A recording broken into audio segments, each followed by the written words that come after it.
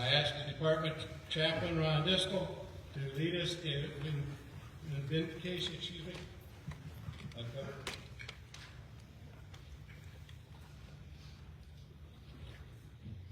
Good afternoon, everyone. Let us pray. We ask for your protection, Lord, for all of our men and women in military service to our country.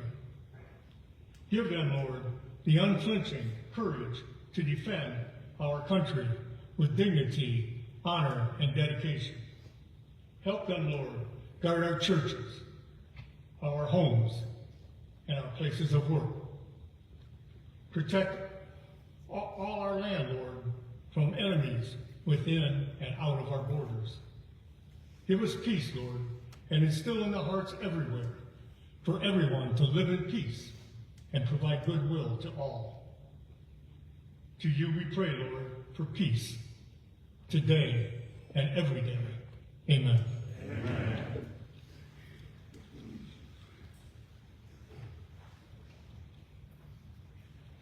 Good afternoon. I'm delegate to the 107th Department Convention. Believe it or not, I'm still nervous. You still hear me breaking my voice and stuff. And it's almost over, so I'm almost made it. Oh, would you guys like to sit down?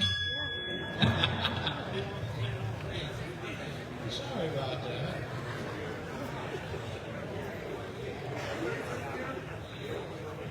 It is quite an honor to be here celebrating our 250th year and our 107th year.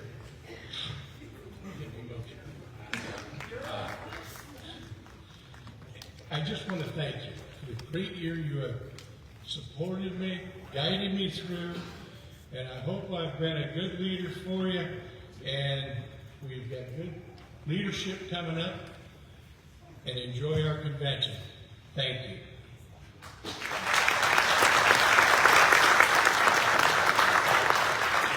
At this time, I'd like to call Mel Barr up,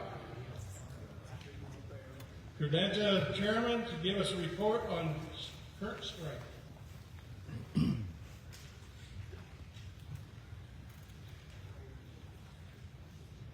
Good afternoon, everyone. This is your Friday interim report of the Credentials Committee.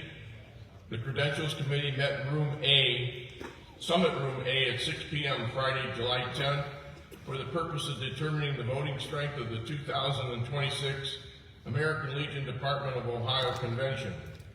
8 committee members were present.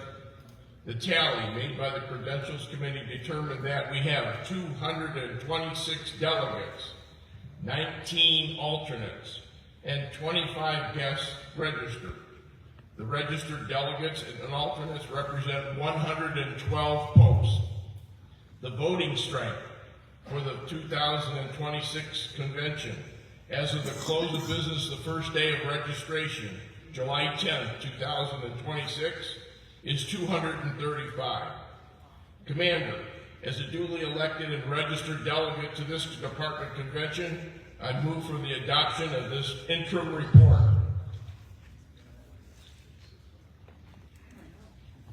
At this time, I will stop. Yes. Commander James. I do have a big enough mouth at times. Commander James Lockyer, 13th District Commander, Post 91 Commander, delegate of this convention. I second that motion. Hearing a first and a second. Any discussion? Any discussion? Any discussion? Hearing none. All in favor say aye. Aye. All opposed the same. Thank you. Motion carries.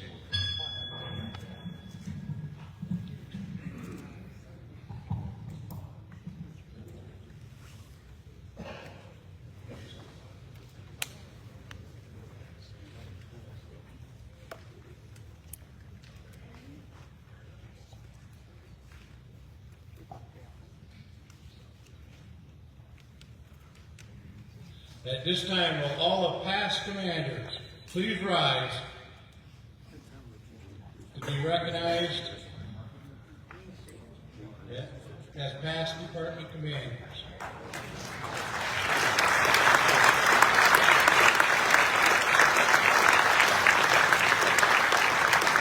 I want to thank you for the great job you guys and ladies did, and supporting me to guide me to try to do a great job. So thank you again.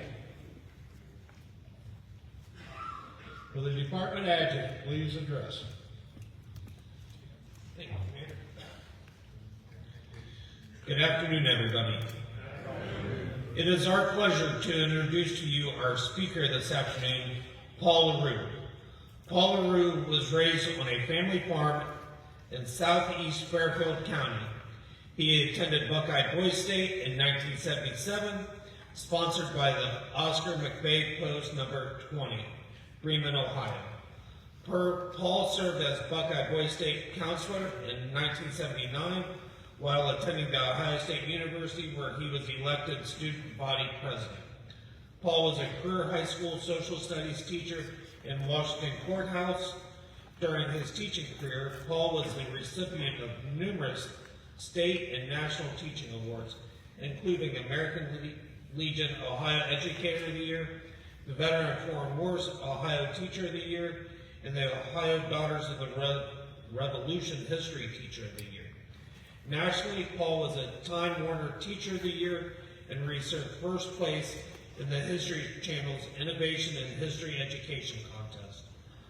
Paul served on the Ohio World War I Centennial Committee and currently co-chairs the America 250 Ohio K-12 Education Committee. In 2020, Governor Mike DeWine appointed Paul to serve on the State Board of Education.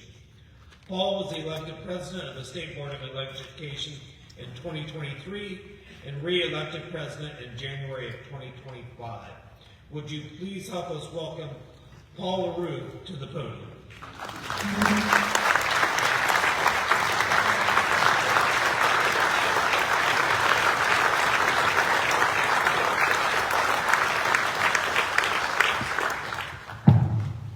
Good afternoon. It's great to be here, and it's a huge honor. And on behalf of the America 250 Ohio Executive Director Todd Kleisman, who is a proud American Legion Department of Ohio member, I want to share a little bit about some of the wonderful things that have been going on this year. A week ago, we celebrated the 250. But this work has been going on for a year, and the American Legion, you all have been amazing partners, and I couldn't be prouder of the work that is happening in communities all around the state. So, you know what it's done, but I'm going to give you kind of a quick overview. And I must say, 23 years ago, I was at this very place when I was the American Legion Educator of the Year. And again, it just makes me so proud to be part of this and to the work and all that you have done. So I'm going to go through some slides here, and we're going to take you for a quick tour. Let's go to the next slide. Do you remember in the old days when you used to go beep in the old slide projector? I thought about doing that. It's a little annoying. I like a built-in beep. Perfect. Let's go to the next slide. See, you guys are amazing. This reminds me of a day teaching high school. I feel very at home. Thank you. Look, you all know this. I'm an old coach too, and everything, we know it's a team. And this whole thing has been a team effort. Everything from Commander Oren, Adjutant J.D. Robinson, the 250 committee chair, Brad Beatty from Grove City. I mean, it has been a team thing the whole way. But as the year started, we started off with a really unique project. Yeah, I can do it too. We teamed up with you guys to do what we called the Ohio History Beat. And this was actually something Speaker Huffman wanted to do, and it really came together when you became our partner. Next slide. Love it. It also goes to honor something that you all have been doing since the 1960s, which is the Americanism in Government test. 65,000 high school students at nearly 500 high schools take that test every year. And I can tell you, as a former American history teacher, I think it's one of the best things around. And that is literally, when my mom passed and we were cleaning out the farmhouse where I grew up, that is my certificate from 1975, 1976. So 50 years ago, I was a 10th grader, and I was benefiting from the projects and the programs that you guys do. So, I mean, this is, again, you've been doing this since the 60s. Okay, slide. We got 40 minutes. We had it at the State House, and again, I don't know how well you can see the picture, but it was a really neat opportunity for the students to be recognized, and we had questions put together by a former high school history teacher from Mason. Next slide. And you could... I love it. Okay. We've got, you can see the students, man, what a neat opportunity. And I know a number of you were there with your, students from your post, but there were great things. I'm going to ask you just one question, okay? This is one of the extra credit questions. How many buses did Evel Knievel jump in 1975 at Kings Island? 14. 14.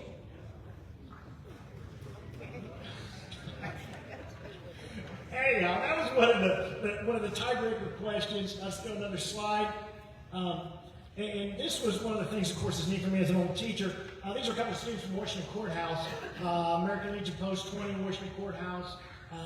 And that is both, his mom and dad were both students of mine. I can take no credit for him because I've been retired, but it was great. You go to the next slide, you can see the map. I love things. Oh, before we go to that slide, we see some of the people that are there.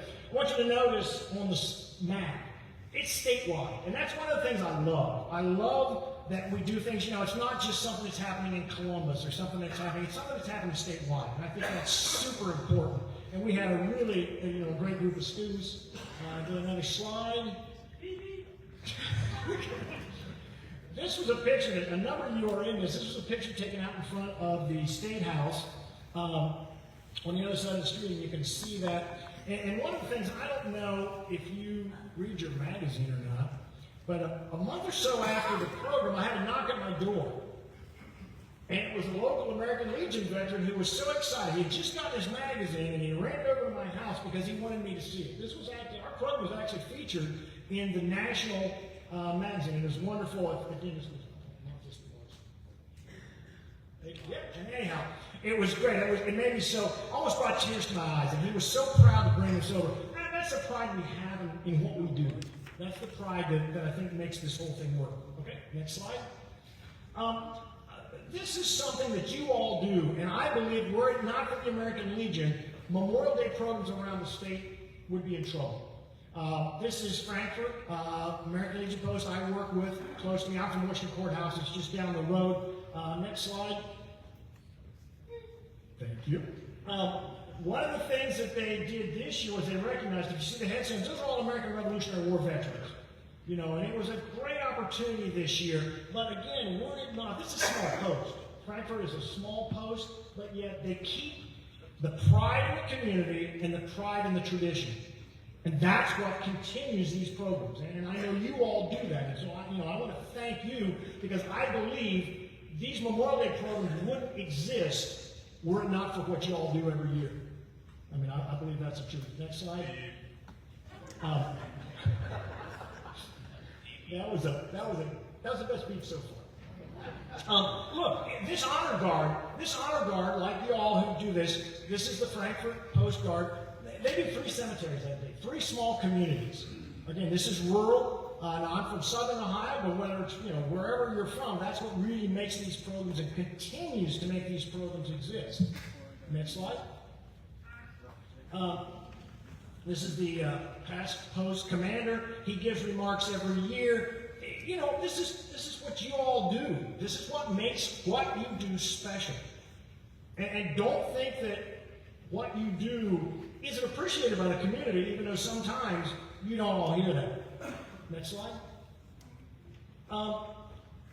Next is without a doubt, I think, the crown jewels of the leadership programs that you guys do, and that's Buckeye Boys State and Buckeye Girls State. These are 3 photos from Buckeye Girls State. There is the one with Governor Talarique from this year. Go another slide. These are the leaders, and again, shout out to, I guess now President, his first Commander Mindy Rue. She's now President, I just heard, which is wonderful. She helped me with these slides, and it takes a team, again, to do this, to make these programs happen. Again, as you see, those are the staff. Same thing with Boys State. Next slide, there we go. I had the privilege to be down there this year. I gave opening remarks. Look, I'm super biased, so you can accuse me of that, but I think it is the best leadership program going. Buckeye Girls Band, Buckeye Boys Band, give yourself a round of applause. I would not be able to do much that I do, and I see this all the time where people are, when we were at the State House for the history beat, and Speaker Huffman was there, and Speaker Huffman said, oh yeah, by the way, I want to thank you guys for sending me to Boys State. You know, so it's, you know, and in fact, we figured out we were actually at Boys State the same year. But it's that kind of getting these young people leadership opportunities. And those are the kind of opportunities to me that are priceless. Boys State, another slide, just do another slide. You know, and you all have been there, have seen, whether it's Girls State or Boys State, you know, the opportunity for positive leadership. And again, I don't think we hear enough about these things. You know, we hear every day, turn on the news, we hear all the awful stuff. We don't hear about a lot of the positive leadership. You look, and you guys are making this happen. You know, like everything. This is not a coincidence. It doesn't happen by chance. Next slide. This year for Boys State, there's Christy and I holding up the Boys State t-shirt, and on the sleeve, and shout out to Christy, obviously. That was on the sleeve. The 250 was on the sleeve. And I think it's if I had $1 for every time I heard 250 in the last year, but what about is really, what's a 250 about? It's really about that beginning, the beginning of a country, the beginning of a nation, the beginning of what was an experiment, and you all helped make that happen.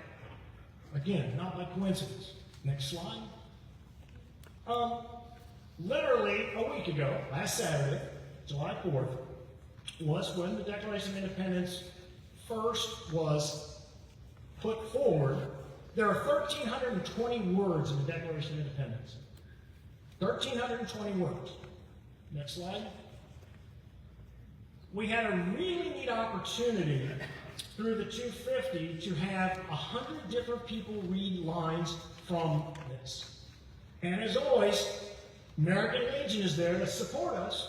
And again, shout out to, we've got, well, go to the next slide. Let's see right here. We've got Commander Orr, we've got President Cole from the auxiliary, and we've got Todd, who was the Sun's President, Todd Bidlack. Thank you. We got, and so again, go back. Can you go backwards? There we go. Great slide, and my understanding is that was a Dayton National Cemetery when you guys were there putting out flags. Again, this is the kind of work. This is available. You can listen to this, and there's folks from all around the state who do this reading. Everybody's like a 7-second clip, but it's really neat, and I think it's inspiring. I think, again, we talk about 1,320 words that began a nation, and that's a big deal.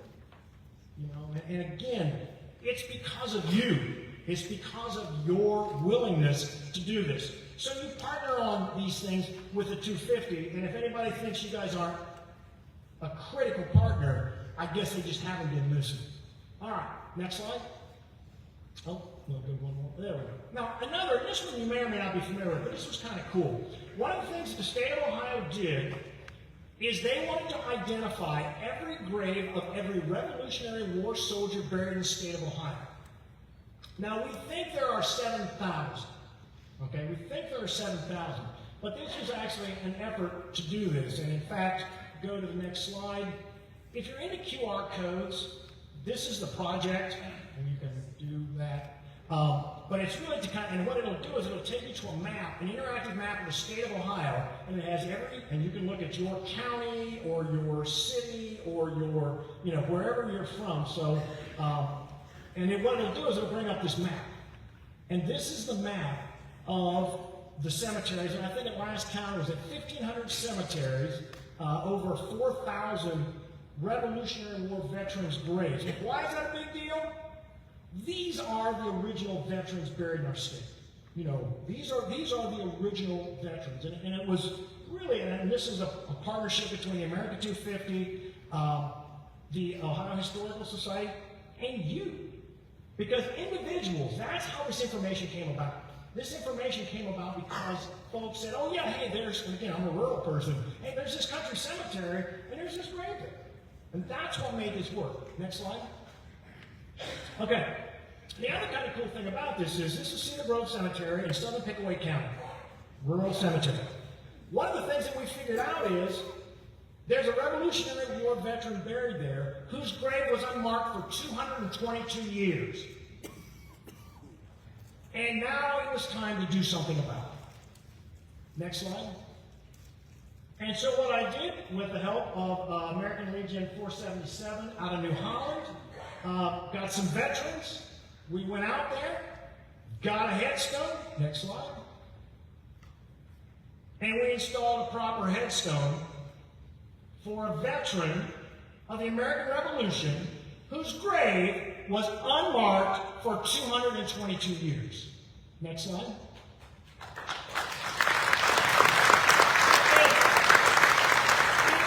It's not about the work, but it's about the memory. It's about preserving that history, that piece of legacy. And so now, and you know, probably people drive by and don't think much about it. But that means something. A grave that was unmarked for 222 years for our earliest veterans. And so those kinds of opportunities. And again, who was doing the work? American Legion. You know, who is doing this? Okay? So, you know, you have so much to be proud of. Now, this is important. I got one more slide, and we're going to do our beep all at once. Can we do this? I'm going to go 1, 2, 3. 1, 2, 3. Amazing. Last slide. Last slide. Oh, that was the last one? Okay. Must have been missing one. Anyhow, go back to the cemetery, please. Yeah, go back. You should see it. All right. I thought there was enough. Look, guys, it is an opportunity for me to say thanks to you, to what you do in your communities every day. Sometimes people know what you're doing. Many times they don't, but it's really important. And that's what makes, again, I'm president of the State Board of Education. That's what makes education work. It is what you are doing every day, and I appreciate it. Thank you.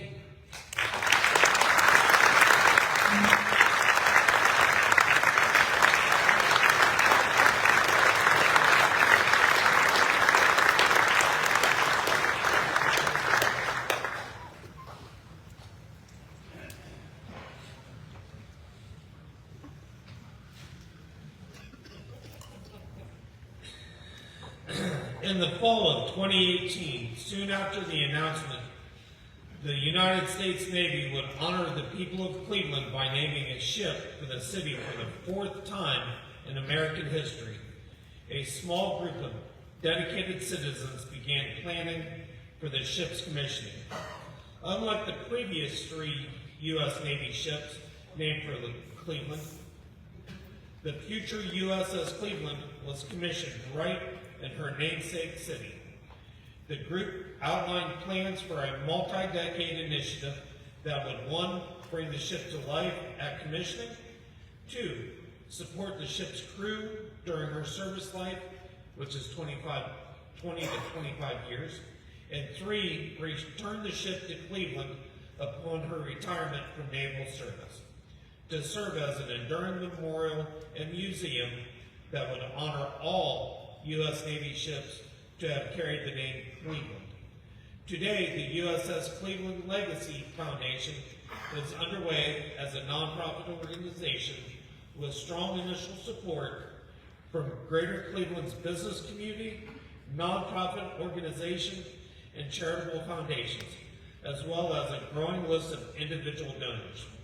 Like her predecessor, the USS Cleveland represents the people, achievement, history, and future of Cleveland, Ohio, from school children to senior citizens, from military veterans to families of those currently serving. The USS Cleveland Legacy Foundation and the 4 ships in honor represents the opportunity to celebrate all that is good about one of America's great cities. Their mission is to support the ship and crew throughout her service life and to welcome her to the Cleveland at the completion of her naval service. It is our honor to introduce Laura Gregg from the USS Cleveland Foundation.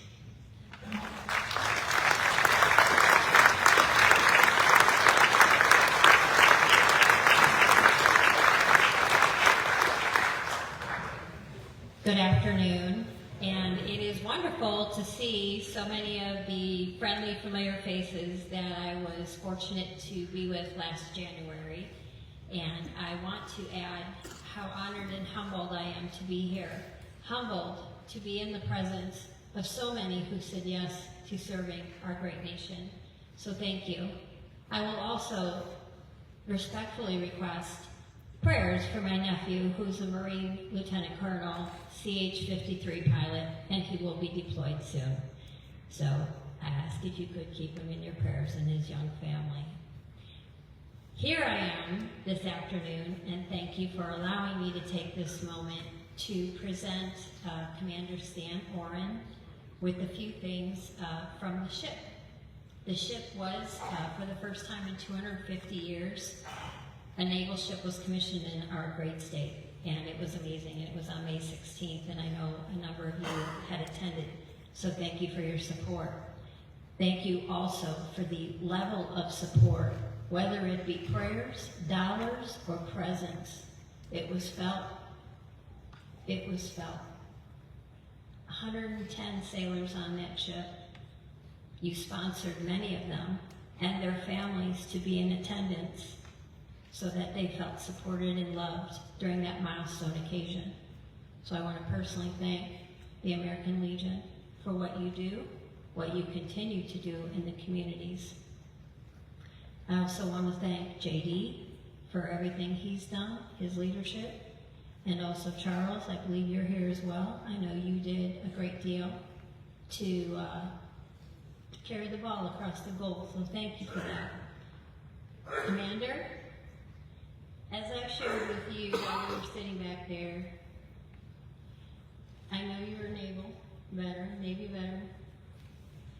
You are salt of the water and salt of the earth. And I am grateful that our paths crossed. So on behalf of the ship and the commanding officer of the ship, it's an official ship's coin of the USS Cleveland.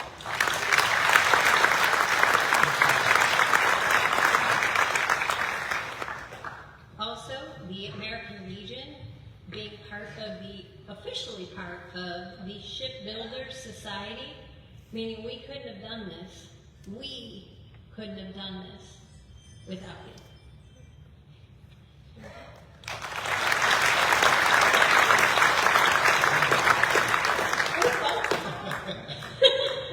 And then finally, which is I think like really cool, and I was like so nervous, like that I didn't spill anything on it. If you've been in my car ever.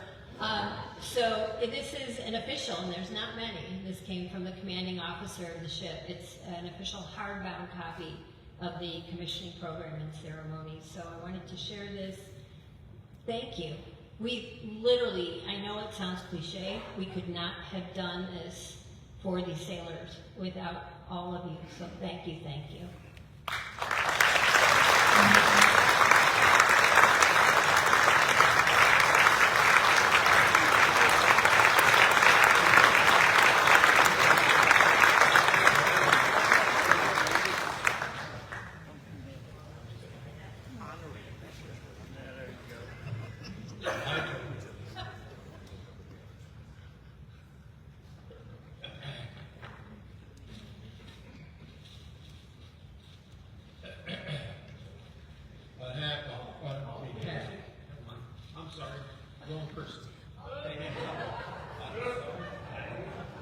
Not the wrong person. She's the right person.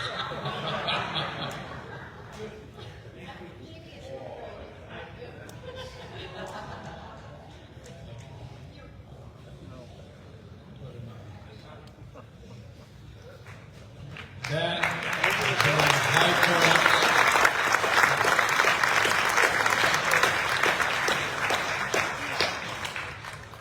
That was one of my high points of my year. Being an old sailor, seeing a new ship, and I was lucky to have Holly with me, another young sailor. It was quite an honor just to be there. And I thank you again. Thank you. Sorry about that, Commander. I didn't realize what the box was. I do now. We'll continue to move on. Thank you, Laura. It's always been a pleasure working with you. At our Midwinter Conference, Lucas Woodward was named the American Legion Firefighter of the Year. Lucas is a dedicated firefighter and EMT paramedic with the City Fire Department. This prestigious award was nominated by American Legion Post 217 in District 2. Since joining the Sydney Fire Department in 2018, Lucas has consistently demonstrated a commitment to improving the organization and making positive impact. He is a certified firefighter level 2, paramedic, public safety fire and EMS instructor, and an American Heart Association advanced life support instructor. He is also technical rescue and hazardous material technician certified. He volunteers with the Shelby County Sheriff's Office as a tactical medic for the Special Response Team. Lucas has served honorably in the Ohio National Guard as a combat medic with the 837th Engineer Battalion, 134th Field Artillery, and the 148th Infantry. During his service, he deployed with Task Force Griffin to Afghanistan from 2011 to 2012. During COVID-19, Lucas was activated with the Ohio Army National Guard in support of medical efforts around the state of Ohio. His commitment to excellence has been recognized by both the community and his fire department family, who have bestowed upon him numerous awards for his exceptional service and dedication. Since being named the American Legion Department of Ohio Firefighter of the Year, Lucas was awarded the Central Region Firefighter of the Year by the American Legion National Headquarters. Sergeant at Arms, will you please escort firefighter and paramedic Lucas Woodward, the American Legion Central Region Firefighter of the Year, to the stage.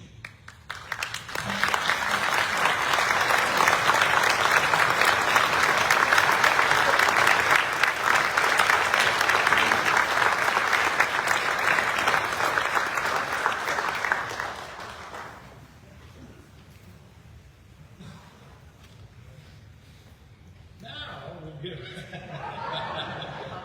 it's my honor as American Legion Commander of Ohio to give you this great honor that you have earned.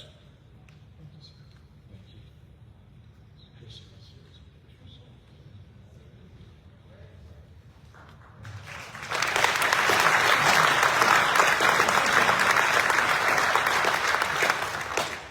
I came prepared this time, so. Good afternoon. It's a profound honor to stand before you today and be recognized among so many people who represent the very best of service, sacrifice, and dedication to others. This award represents far more than one person. It represents teamwork and commitment of the people that I have the privilege to serve with. First, I would like to thank God for his blessings and guidance throughout my life. I would also like to thank my wife Angela and my son Liam, as well as my parents for their love, unwavering support, and sacrifice. In the fire service as well as in the military, our families serve right alongside us. They may not wear the uniform or respond to emergencies, but they carry the weight of every call, every deployment, every late night, and every moment that we are needed somewhere else. Their strength is what allows us to serve. I'd like to express my appreciation to the American Legion for your continued commitment to veterans, your communities, and the values of service and sacrifice that unite us. One of the greatest lessons that I've learned through my military and service experience is that nothing meaningful can ever be accomplished alone. Every role matters, every effort matters, we fight as a team. We only succeed when we work together towards something greater than ourselves. Duty, selfless service, integrity, and placing the mission first. These are the values that unite all who answer the call to serve. I'm honored to stand among those who answer that call, and I look forward to continuing this mission together. Thank you.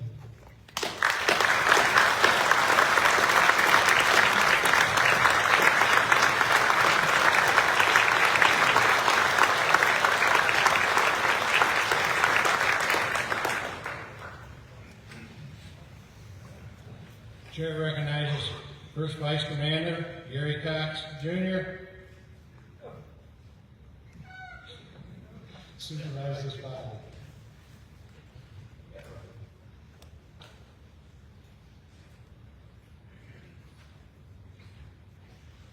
We are now going to go with the Department Commander's Award. Stand together. Yeah, you gotta go downstairs. Bye.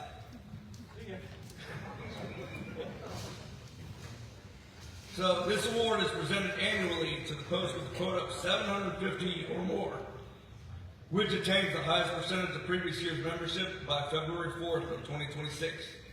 The winner must be a quota by the last membership report in May. The Department Commander Award for 2026 is Yeager Benson, Post 199 of Harrison, Ohio. For the Post Commander, the representative, please come forward.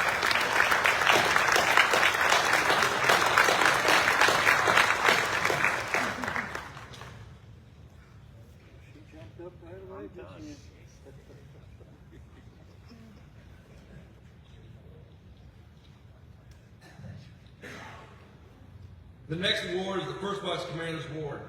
This award is presented annually to the post with a quota between 25 and 749, which attains the highest percentage of previous year's membership, and the winner must be quota post by February 6th of 2026.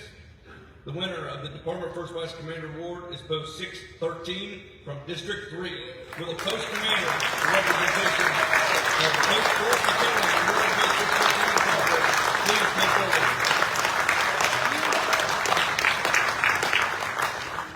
The Department's Second Vice Commander's Award is presented annually with the highest percentage in the small, medium, and large. They will also receive a check of $200. The 2026 winners of the Second Vice Commander Award is Small Category District 7, Medium Category District 2, Large Category District 3. With a District Commander of representation, please come forward.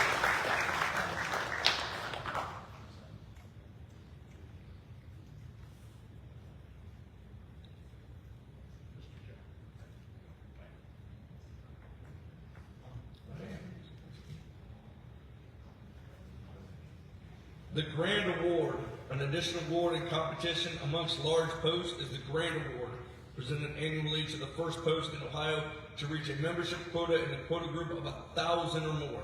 The Grand Award winner for 2026 is Yeager Benson, Post 199 of Harrison, located in the fabulous 4th District. With the post commander or representation of the post, please approach the stage.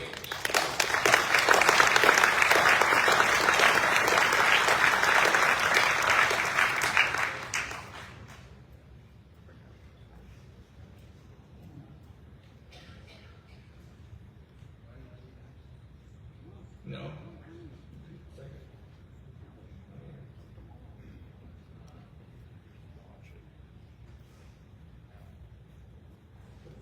The Hugh K. Martin Award is given to the post showing highest percentage of gold over quota for the membership year, with the post commander of Thompson Walliford, Post 594, and Peebles representing the magnificent 7th District. Please come forward to receive the 2026 Hugh K. Martin Award.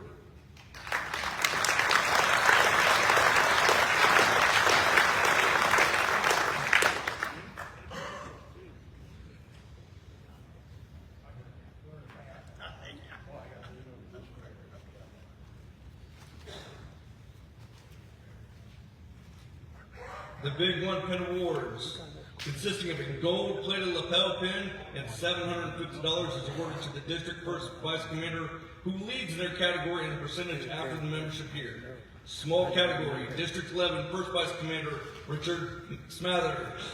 Medium category, District 2nd First Vice Commander Kurt Emons. Large category, District 3rd First Vice Commander Michael White. We will be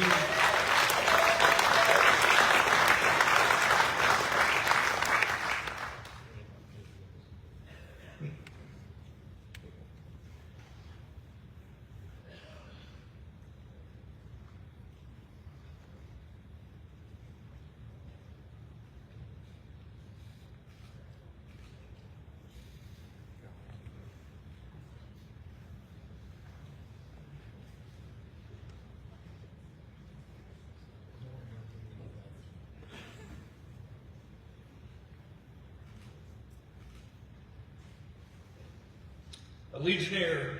The next award is the Gold Brigade Award, which is a Legionnaire who recruits 50 or more new members into the American Legion by May 1st, qualifies enrollment into the elite Gold Brigade. These very special Legionnaires are awarded unique gifts that designate affiliation with the Gold Brigade of the American Legion. For 2026, the Gold Brigade Award goes to Joe Law, member of Kettering Post 598. Joe,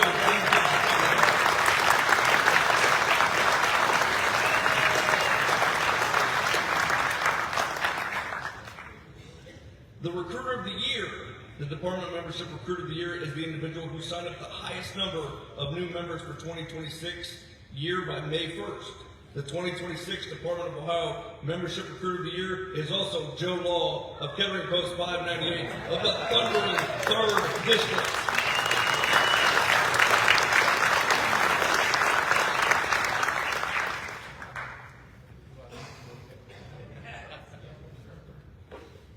The Legionnaire of the Year, the American Legion Department of Ohio recognizes individuals who make a difference within our communities. Each year, Legionnaires submit nominations to award the Department Legionnaire of the Year.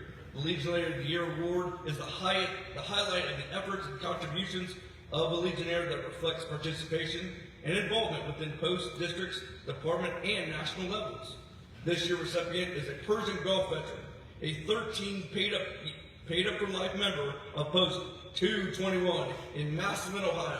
His dedication and determination is nothing short of amazing, and this is an award he truly deserves. Please help me welcome to the stage your 2026 Department Legionnaire of the Year, Larry Stottsberry.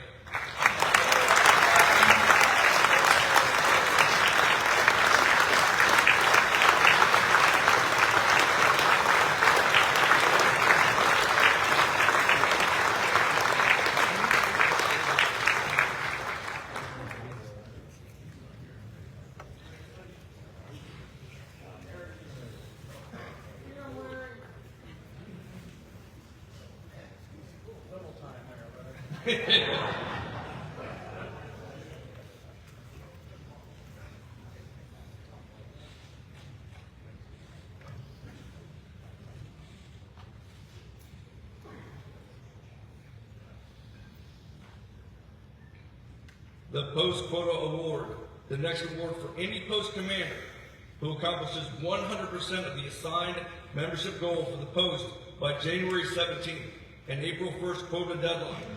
The Department of Ohio would like to ask the following district commanders to receive the Post Quota Awards for all the posts in your district and award them to each post after the convention. District 1, First Vice Commander Bernie Rao with 15 quota posts.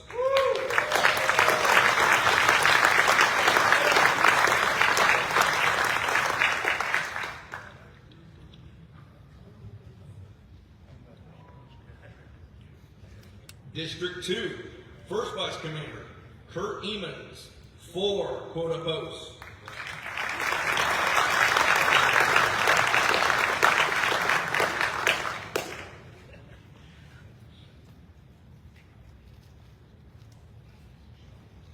District 3, First Vice Commander Michael White, 9 quota posts.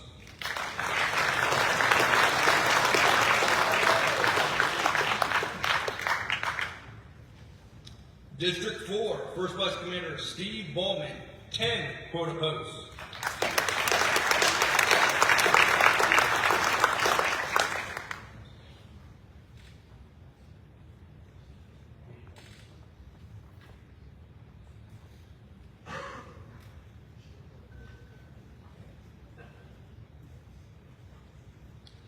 District 5, First Vice Commander Kenneth Parsons, 6 quota posts.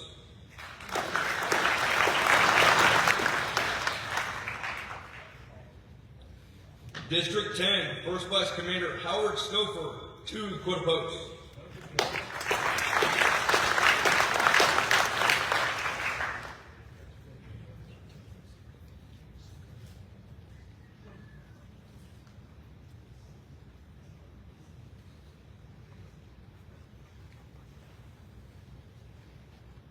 District 11, First Vice Commander Rick Smathers, 9 quota posts.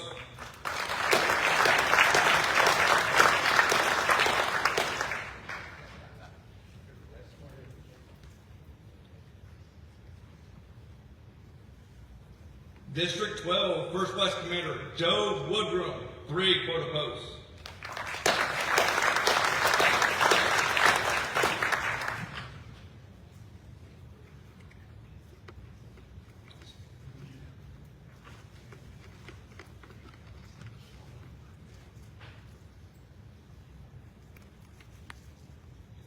District 13, First Class Commander Kevin Colin, 3 quota posts.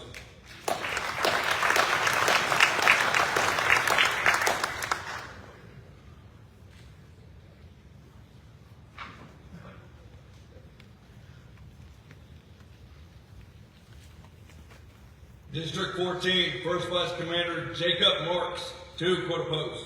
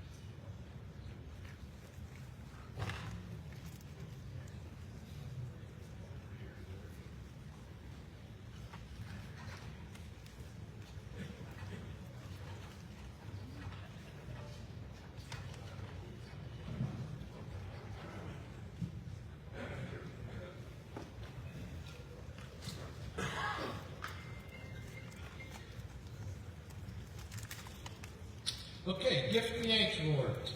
The next group of awards is given on behalf of the American Legion Department of Ohio Gift for Yanks program. The department currently holds minutes for the program dating back to 1969 since its origin. This program has given over $8 million from the contributions. During the 2026 membership year, the Gift to Yanks program fundraised from ARPO, SALS, Auxiliary Charities Inc., and private donations the amount of $324,303.38 from over 175 posts.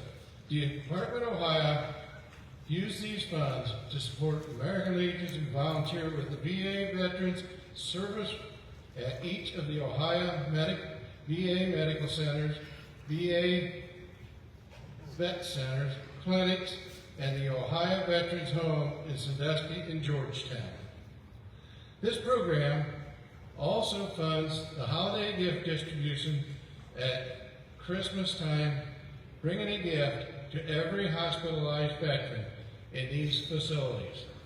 If you have not participated in gift distribution, please consider doing so this year. Our facilities are very increasing the Gulf War Vietnam veterans who suffer from disease caused by Agent Orange and other chemicals. Quite often, these veterans have little or no families or resources to look after them. It means a lot to them and these programs.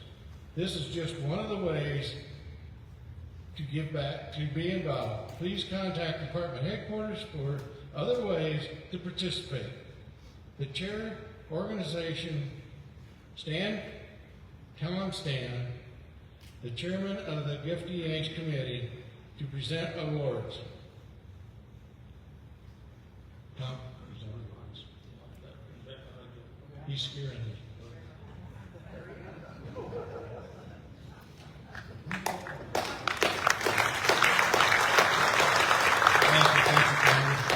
Table officers. Every year we recognize posts and districts who have donated to the Gift for Yanks program awards, base them on the largest percentage of goal-based on the various membership categories. So we're going to start this off. The largest contribution by a post, Post 118 Amherst. They donated $25,000.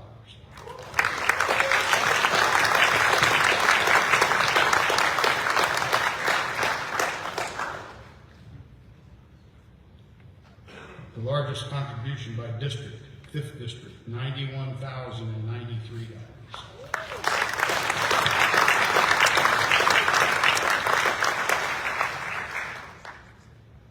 The largest percentage of goal by a post was Post 353 Ansonia, 7,812% of their goal.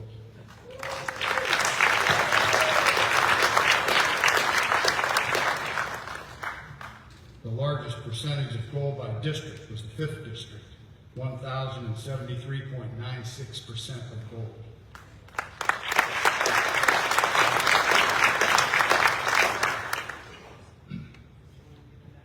Now we'll do the posts by dollar figures here. So we got Post 353, $15,000.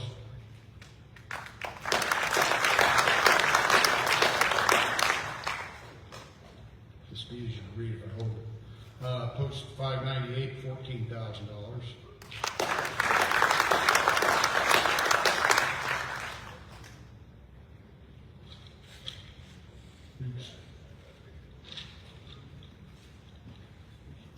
Yeah, I know. So that was a district, oh, this is too easy. Okay. Give me these, Thank you. and then Rudy. Okay, who did I do so? Just start over. Okay, I'm gonna start over, sorry. So Post 114 for District 1, $5,000. Post 545 in District 1, $5,000. I think I already gave those to you. Oh, you have to come up and get your eagle, by the way. Somebody from that post, unless you already did. I know I screwed that up, sorry. Okay. Oh yeah, here comes the district commander. They give all that money and they can't come to convention? What? Oh, oops. Okay, District 2. We have Post 217, $5,000. Post 323, $5,000.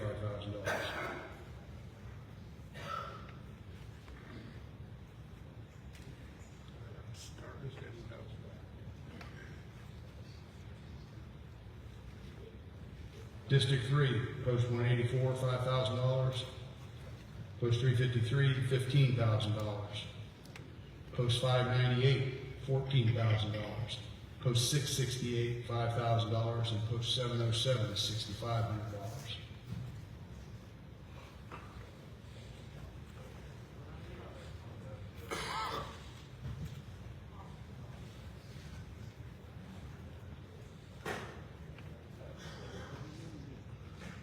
Just going to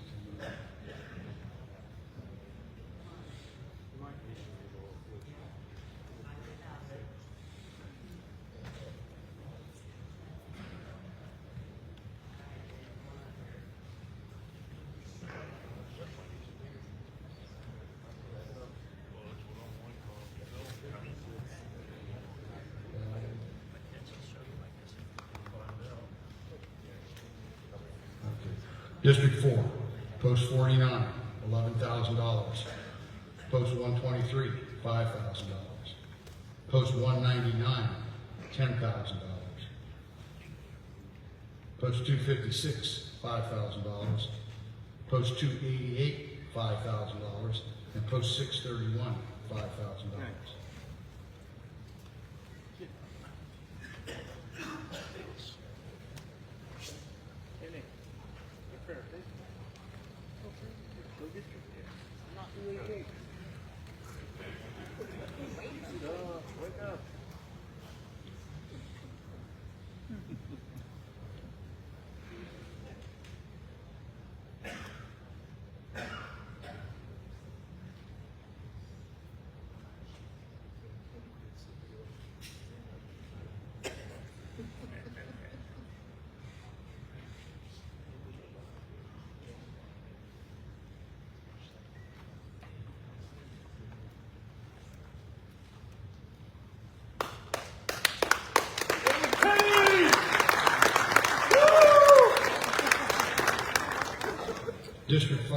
Post 12, $5,843.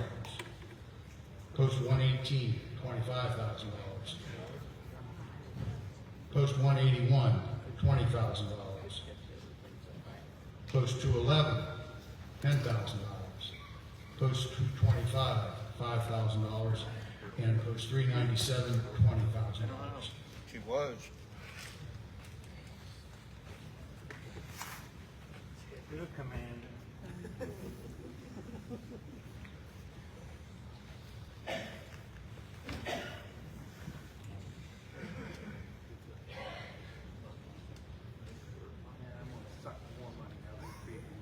District 6, post 85, $5,000.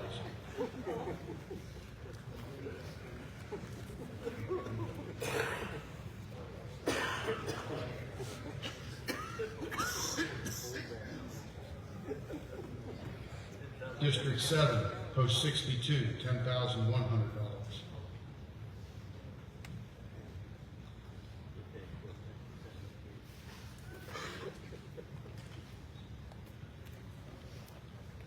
District 8, post 677, $10,500.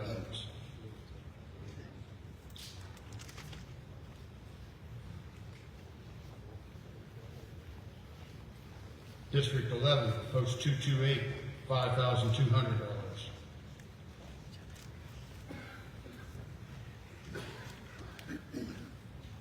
District 13, post 196, $6,000.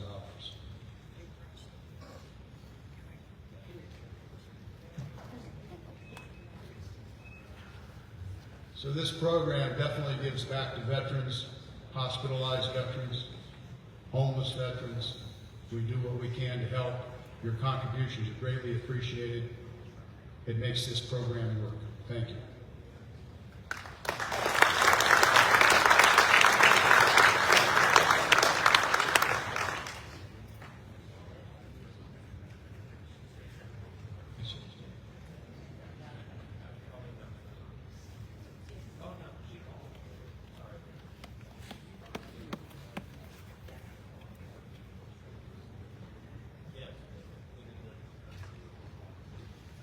The chair now recognizes Second Vice Commander Holly Lewis to present the post-convention awards.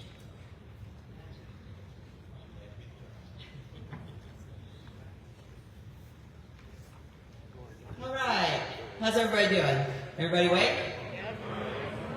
Right. These awards were conducted prior to the opening of this convention, and the winners of these prestigious awards were chosen based on their contributions logged on the Consolidated Post reports and other sources such as social media and noted participation within their communities. Will a representative from the following posts please come forward when you hear your post named as a recipient of one of these awards? The Michael J. Galato Award was created to honor Michael and Francis Galato to recognize Legion participation focused within the areas of Americanism and government and Eagle Scout of the Year. The 2026 Michael J. Galato Award is presented to Post 184 in Piqua.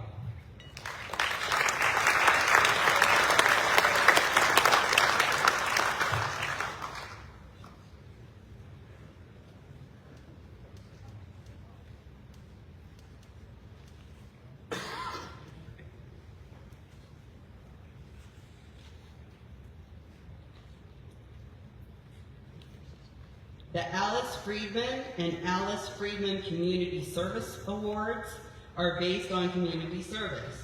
The 2026 Alice Friedman Post Award is presented to Post 200 in Huber Heights, and the Alice Friedman Community Service Award is presented to Post 598 in Kettering.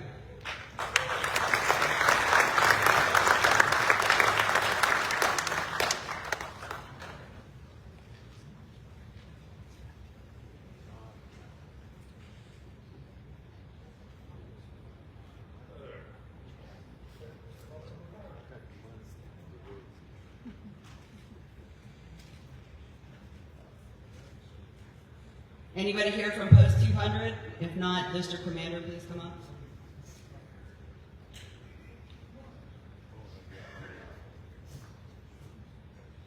All right, the James Cunningham Award is to recognize posts who are actively engaged in the legislative process.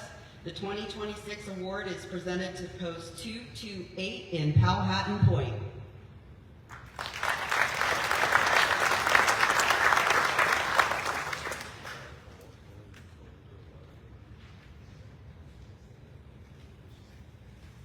The Law and Order Award is presented to posts who are engaged in law and order programs and service. The 2026 award is presented to Post 532 in Columbus.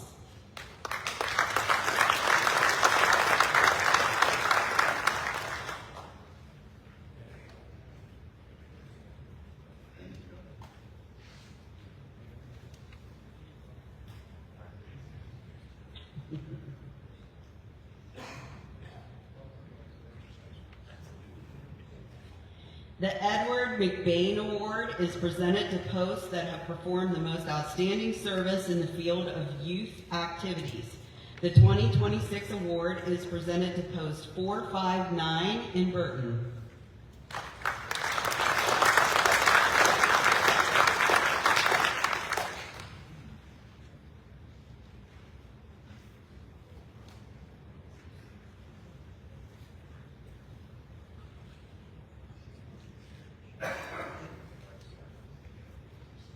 Thank you to all our posts who contribute to their community, state, and nation and continue to uphold the American Legion mission, vision, and values.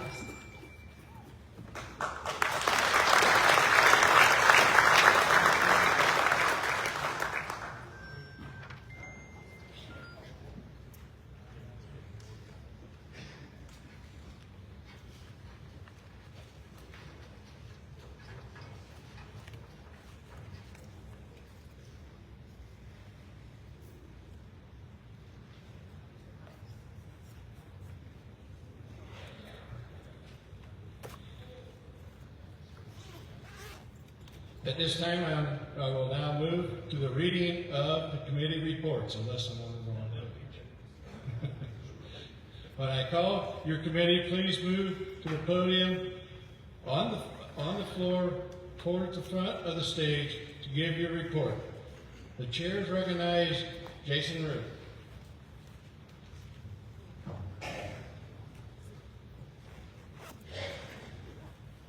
Permanent organizations met yesterday in the Jefferson Union Glass City Center in Toledo, Ohio at noon. The meeting was open at noon. The invocation was read, the pledge was recited, and Melanie Wayne of the 6th District was appointed secretary. We had 8 members present, 4 absent, and 2 vacant. Donnie Chandler motioned and Steve Horyak seconded to keep the registration hours the same for the 2027 convention in Toledo, Ohio. The committee was adjourned at 12:13 p.m. Commander, I move for this report to be accepted.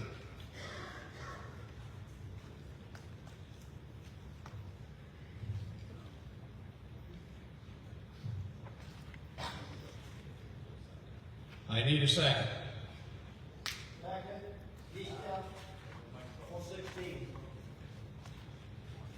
Any discussion? Any discussion? Any discussion? Hearing none. Motion carries. Oh, I better vote. All in favor? Aye. All opposed? Now, motion carries. Thank you.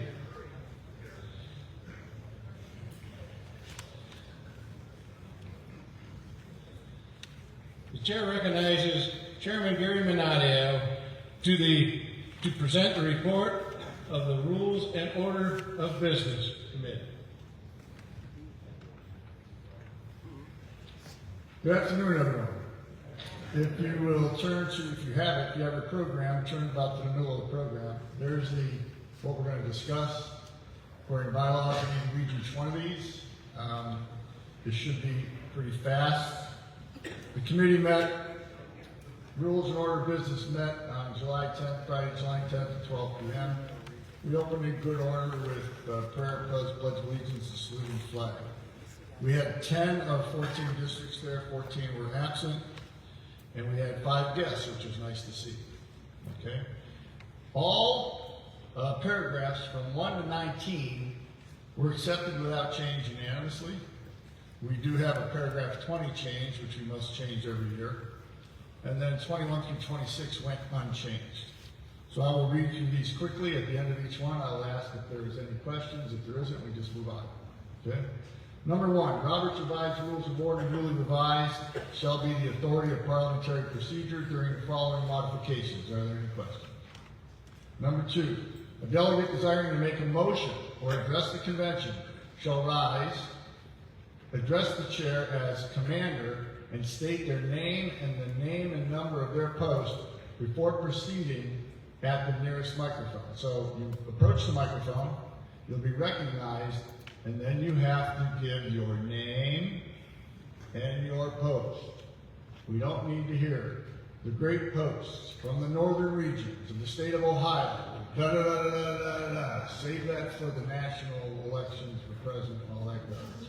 We just need to hear commander, your name and your post. So practice that. Any questions?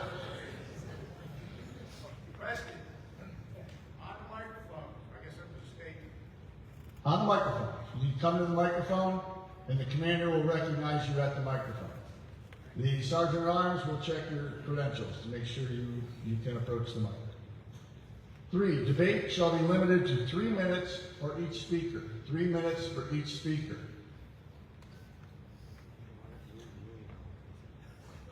Question? No question. Always coming to the front. Move the mic so you can get to the front. Very good. 4, debate on any one subject presented to the convention shall be limited to 30 minutes, except under such special rules as the convention shall adopt prior to debate. If any, what that means is if anyone wants to speak more than 30 minutes, they must ask permission at the end of the 30 minutes, and then there must be 2/3 of the convention must approve. 5, only 2 delegates from any one post delegation shall be permitted the floor on any one subject. Where disagreement exists within a delegation, 1 delegate shall be permitted to speak on each side of the subject, except on a division of the question, when this rule shall be applied separately to each division.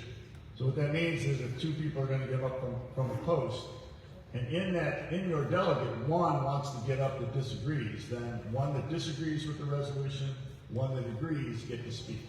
Okay? If 2 get up there and they agree on it, and a 3rd says, hey, I want to get up and speak, sorry, you can't do that. Okay?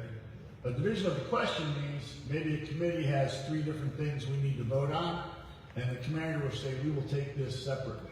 So that's a division of the question. So on each division, you get 2 people to speak from your post, if need be. And if we get to that point, we handle it up here. That's the parliamentarian and the judge's job. 6, the floor shall be permitted but once to an individual delegate on any one subject, except by a 2/3 vote of the convention. Chairpersons of convention committees may speak as frequently as may be necessary in conjunction with the report of their committees. The presiding officer shall not entertain any motion which will curtail further debate without affording the committee chairperson an opportunity for rebuttal. On request of a delegate, any resolution contained in a committee report shall be considered separately at the conclusion of the vote on the remaining report and after discussion voted upon that time. So from the floor, if the commander doesn't say it, from the floor, someone could request that it be handled, that the decisions be handled separately. And then we will handle them separately. Okay? Often we come up with an issue of 1 person being able to speak. What that means is when you're given the mic and you're given the floor, you have the floor for that time period, okay? You could come and you could speak and you got 3 minutes. If you make a statement, and I keep time, if you make a statement and that's 20 seconds, and the committee chairman or someone else has to respond to that, you get 3 full minutes to speak. But once you leave the mic, you cannot come back to speak on the topic, okay? So be ready when you come to the mic. 7, any resolutions originating on the floor of the convention shall be in writing, then automatically and without reading be referred to the adjutant or secretary of the convention, who will refer them to the appropriate committee for their action and report thereon prior to the end of this convention. Okay? So if there is a resolution that's put on the floor that we haven't had in committee, then the adjutant gets that and determines does it go back to the committee, and the resolutions committee will have to meet after this meeting today, decide what to do with that resolution, and report back to us tomorrow. 8, decisions on rules and debate or parliamentary order by the presiding officer may be subject to appeal by any 2 delegates from 2 different districts under a point of order. Such an appeal shall take precedence over any pending question and shall be decided forthwith. An appeal from the decision of the chair shall be put to the convention on the question, shall the decision be sustained? So if the chair makes a decision on something and it's not appreciated out there, they can ask for the decision to be challenged, and then we vote, will that decision stand?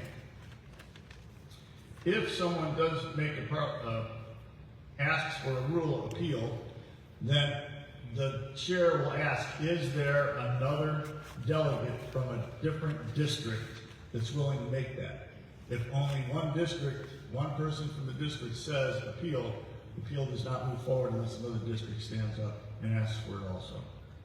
9, when the poll of any post delegation is demanded by a delegate of any other post, the convention secretary shall poll the vote without discussion of the question being voted on. When a poll of the post is demanded, it must be made immediately upon the announcement of the vote of the delegation. So if we have a called vote, delegate goes to the microphone and says, post 7 casts 7 votes for the resolution. At that point, someone who thinks that I don't have 7 delegates, authorize 7 delegates, then they would say, poll the post. Immediately, we have to go back, the adjutant has to get from the credentials committee how many they have. We kind of make sure that doesn't happen, because when he says post 7, 3 votes, post 7 can only do 3 votes. Now, there are some think that when you call a poll, you need to count the delegates in their chairs. That's not how it works. When the delegate pays their $5 and they become part of the report of the voting strength, the post now has that vote. If one person from that post is on the floor for the vote, and they ask for post 7's vote, you have 3 delegates, I'm the only one here, but I know the other 2 delegates what they wanted to vote, or if I didn't know because they left and I don't know where they are, then they'll vote just like me. I cast all 3 votes. All right? You do not have to be in your seat. All the delegates do not have to be in their seat. Why? Because they are official delegates, and we don't take attendance. They're official delegates, they should be here. That's up to the delegation chairman to keep them here so they can participate. 10, on roll calls, when we call you to the mic to vote, the post-delegation chairperson shall poll their delegation on the floor and announce its vote upon presenting their credentials to the person in charge of the microphone. 11, past department commanders shall be entitled to vote, provided they are registered as such.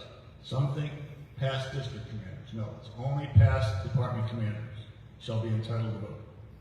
12, only delegates of their accredited and their accredited alternates may be heard or given recognition on any issue or in the nomination of candidates unless he or she has 2/3 consent of the delegation present.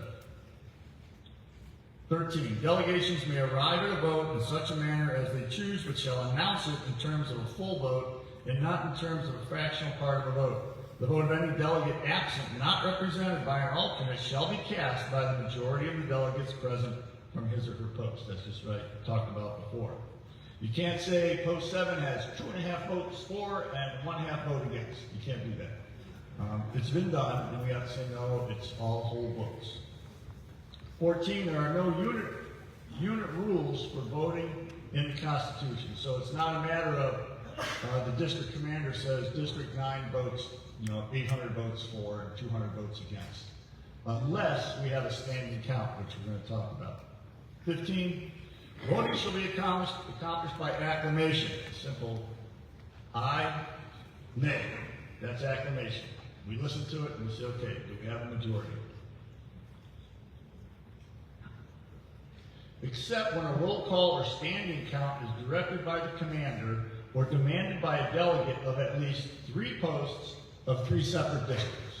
Okay, so we have a vote on something, we have an acclamation, it's happened before. I've sat there when I was a new district commander, and 3 times they said, everybody for, yay, everybody against, nay. Well, we can't determine this. Okay, do it again. Everybody for, yay's louder, nay's louder. So they did it a 3rd time. It sounded just louder than the first 2, but you really couldn't determine it. And then everybody got their heads together and they decided, okay, the nays get it. And I was sitting there, well, how'd you determine that? I mean, how'd you know there was 50%? So you should go to a roll call vote or a stand count. Someone could go to the mic, 3 separate districts, say we demand a standing count or a roll call vote. And when they do that, we go to it, okay? But typically the commander's smart enough to understand, okay, let's do a standing count on this, or he confers with the judge advocate on what to do.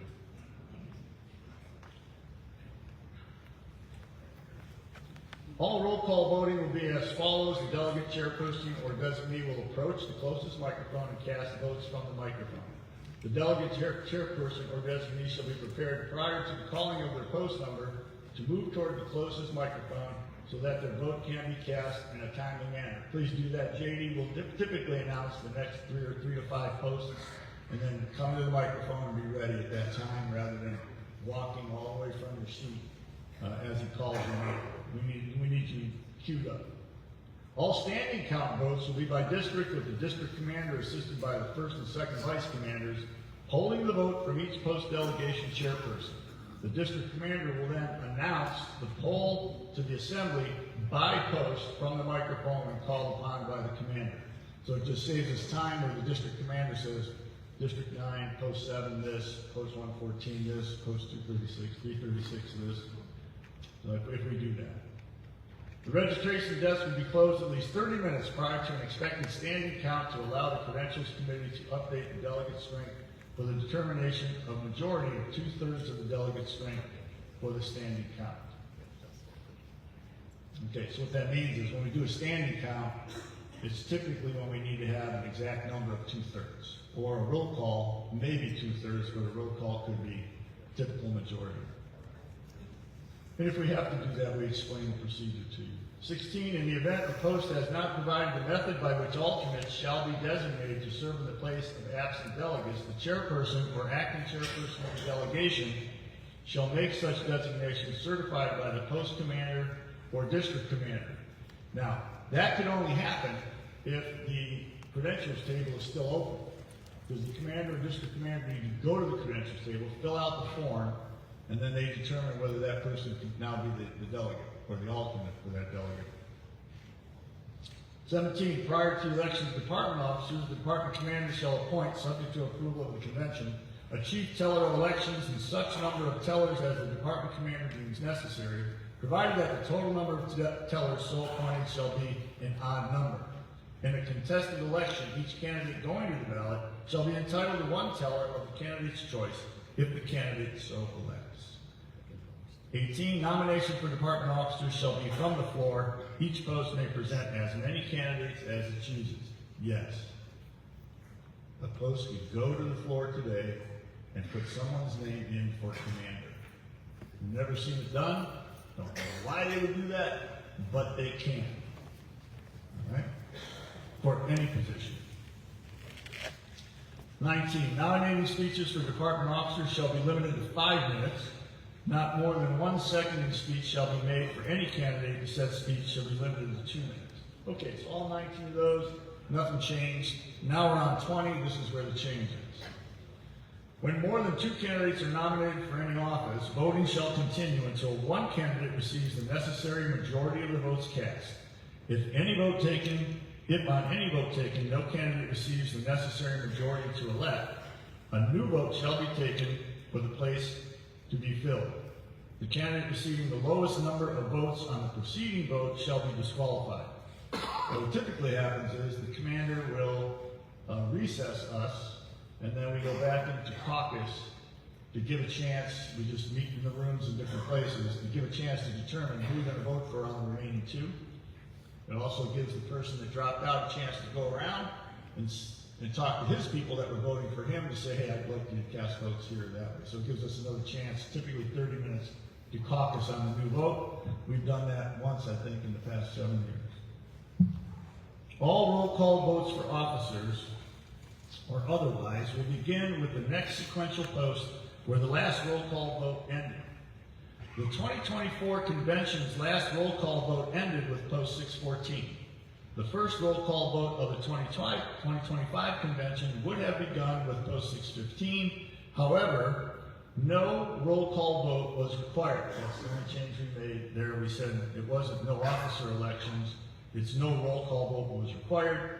So then, therefore, the first roll call vote for the 2026 convention will again be starting with post 615. 21, the order of election of officers shall be department commander, first vice commander, second vice commander, and treasurer. In even years, we will then elect national executive committee person and alternate national executive committee person.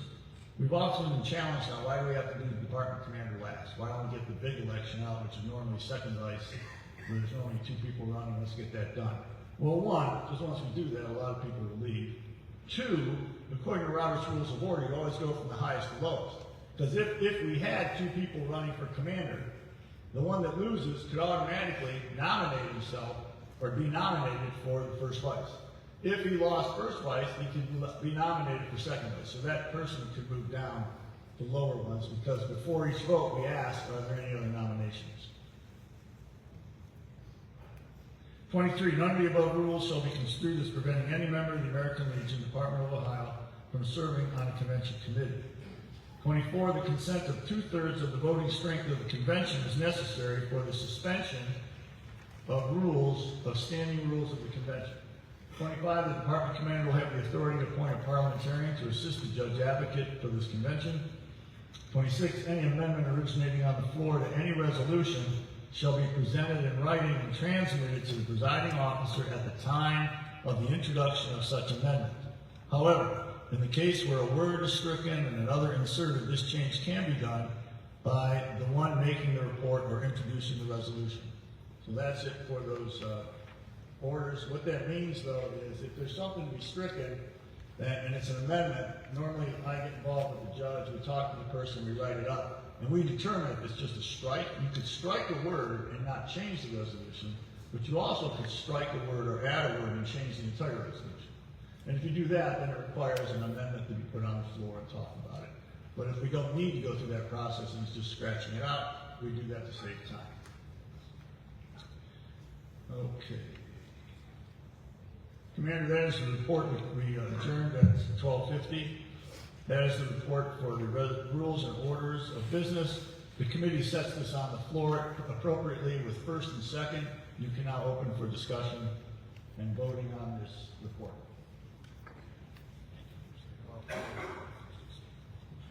We have seconds.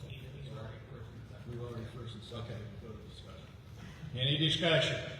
Any discussion? Any discussion? Hearing none. Yea if you're for. Nay if you're not. Motion carries.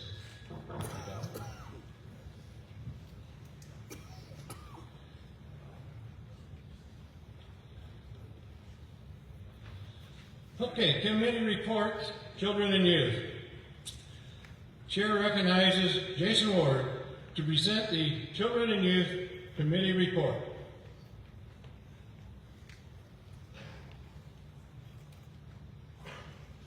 Good afternoon. The 2026 Convention Committee on Children and Youth was held in Jefferson B. Glass Center in Toledo, Ohio at 12 p.m. Friday, July 10th, 2026. The meeting was opened by Chairman Jason Ward of the 3rd District. Edward Fanton of the 6th District gave the invocation. The Pledge of Allegiance was recited. Sharon McLean of the 14th District was appointed Secretary. 9 people were present, 4 people were absent. Ricky Guerin of the 12th District motioned and seconded by Joyce Hannon of the 9th District to accept only the nominations with narratives attached. Motion passed. Post 459 of District 9 and Post 482 District 10 were the 2 posts that had the narratives. Nicole Rush of the 1st District, First District Chairwoman, motioned and seconded by James Blocker, the 13th District Chairman, to award Post 459 of District 9 with the Edward McBain Award. Motion passed. The committee was adjourned at 12:55. Commander, I move that we accept this report as written. Do I hear a second? Oh, committee's already second, okay. All in favor, any discussion, Hearing none. All in favor say aye. Aye. All opposed the same. Motion carries. Thank you, Jason.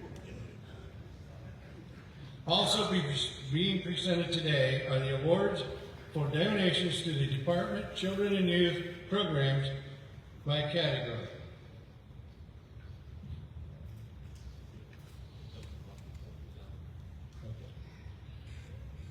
Category 1, Post 417, $2,500.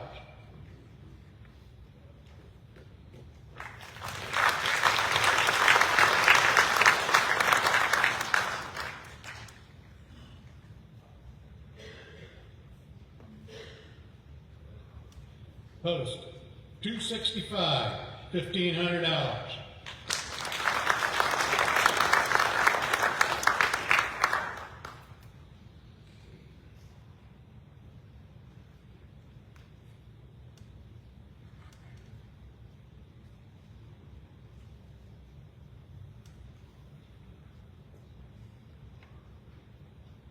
Post 396, $1,500.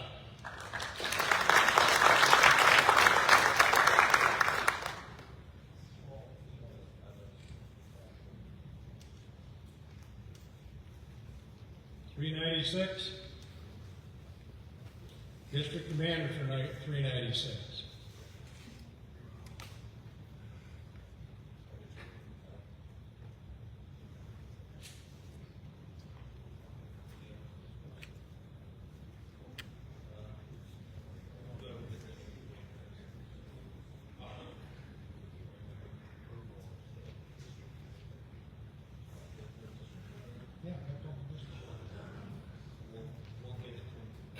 Okay.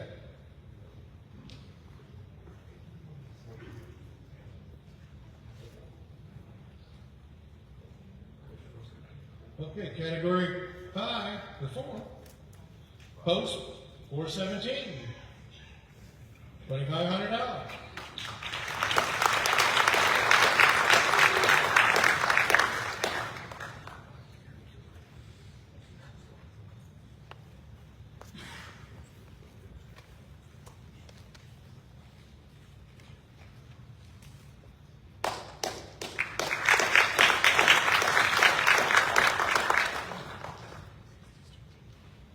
The chair recognizes Molly Doss to present the National Security Committee report.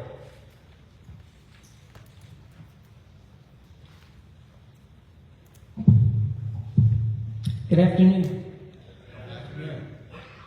The 2026 Convention Committee on National Security was held in Summit C Glass City Center in Toledo, Ohio at 12 p.m. Friday, July 10th, 2026. The meeting was opened by Chair Molly Doss of the 5th District. Tom Leach of the 11th District gave the invocation and the Pledge of Allegiance was recited. Dan Mate of the 9th District was appointed Secretary. There were 10 of 14 districts present, and there were 6 guests. So, post reports. There were 4 nominations for the Law and Order Award. Post 144 from District 12, Post 586 from District 3, Post 532 from District 12, and Post 354 from District 5. The nominations were reviewed. As per tradition, the even districts voted with District 12 abstaining. A motion was made by Al Buxton, District 4, to accept post 532 from District 12 as the winner, seconded by John Stabler from District 8, and the motion passed. Discussion was held regarding the Ralph Dahl Award as well as the procedure of alternating votes between even and odd districts annually. Why not have all districts vote? Agreed to discuss this at the next meeting. The committee was adjourned at 12:28 p.m. Commander, I move that the delegates at this convention accept this report. Thank you. Thanks. Any discussion? Any discussion? Any discussion? All in favor, say aye. Aye. All opposed, same. Motion carries.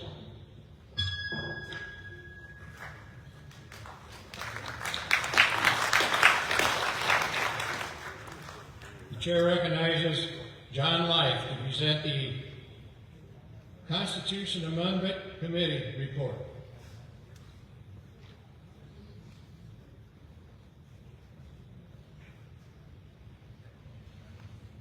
Good afternoon. Go ahead.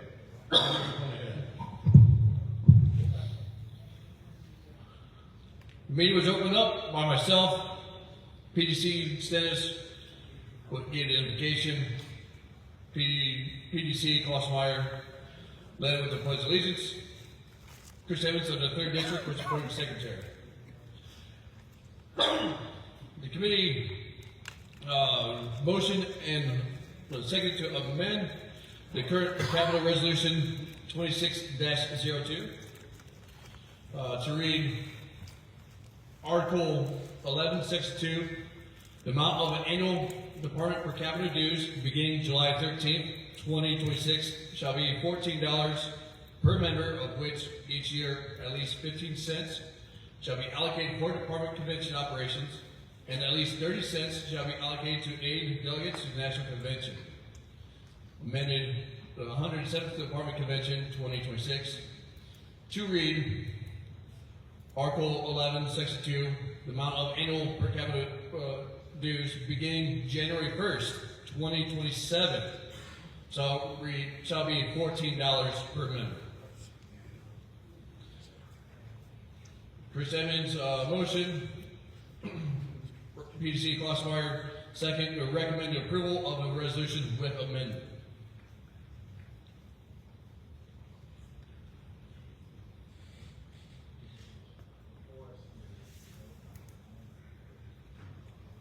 We need any discussion on the amendment? Any discussion on the amendment? Hearing none? Oh, excuse me, didn't see you.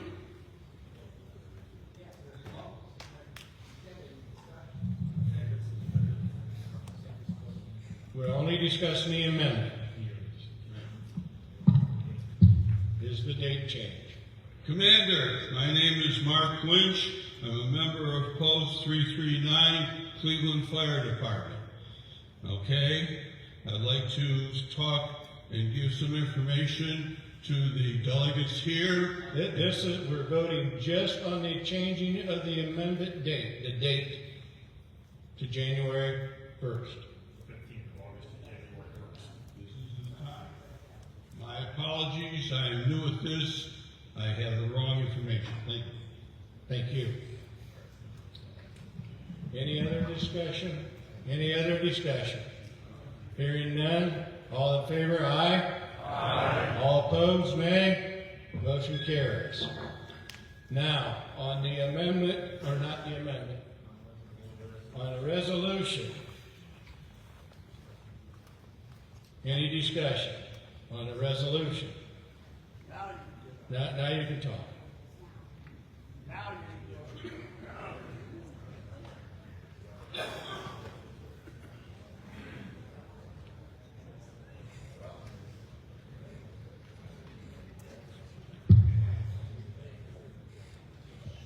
Commander, my name is Mark Lynch. I'm a member of Post 339, Cleveland Fire Department. I would like to have the opportunity to address the convention here in regards to opposing any increase of dues. It's not dues, it's per capita. per capita. Per capita. Is this the proper time? Yes, sir. Thank you. Comrades, very basically, I'd like to first of all establish a definition. I belong to what I call a paper post. We don't have a building. We have no way of doing that. We simply exist on paper. Then you have your posts that do have a building and do have some activities, but they don't have the gambling machines. Then the super posts are the ones that have the building, have the activities, and now have the gambling machines. This dues increase on a per capita basis, if I'm using the right term, is going to be a problem for many of the posts that I described that don't have buildings or a way to have fundraisers. Okay, I'm talking to this State of Ohio Convention, but also I'm talking to the 13th District on a personal level. Parallel to the fire post 339 is the police post 438, and we have a representative here. He is closing down the post. He has approximately 50 plus members. Half of those members are paid up for life. What other post in the 13th District is going to step forward and accept over 25 people who are paid up for life and they'll never receive another penny of dues increase? What I am proposing, Commander, is that we do not have this increase, but that we go to the posts that have the gambling machines. They have to find something to do with all that money, and maybe those are the people who should start donating to the state of Ohio. Thank you for your consideration. I ask you to vote against any change in the dues. Thank you, sir.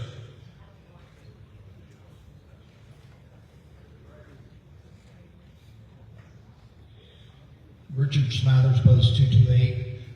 Commander, I rise in support of this resolution. We've discussed it, we've beat it back and forth for 2 to 3 years now. And looking at the finance report, I have confidence finally that we're actually getting a valid report that's showing where our money is going and the need for it. So therefore, I ask all the members here to vote in support of this resolution.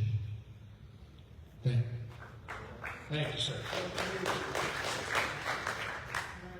Back here.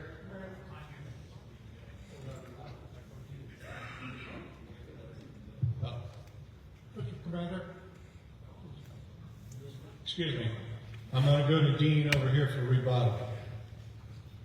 Thank you, Commander. Dean Boyer, Chairman of the Department of Finance Committee. I just want to address the gentleman from the Cleveland Fire Post and address the issue of the posts that have the gambling machines.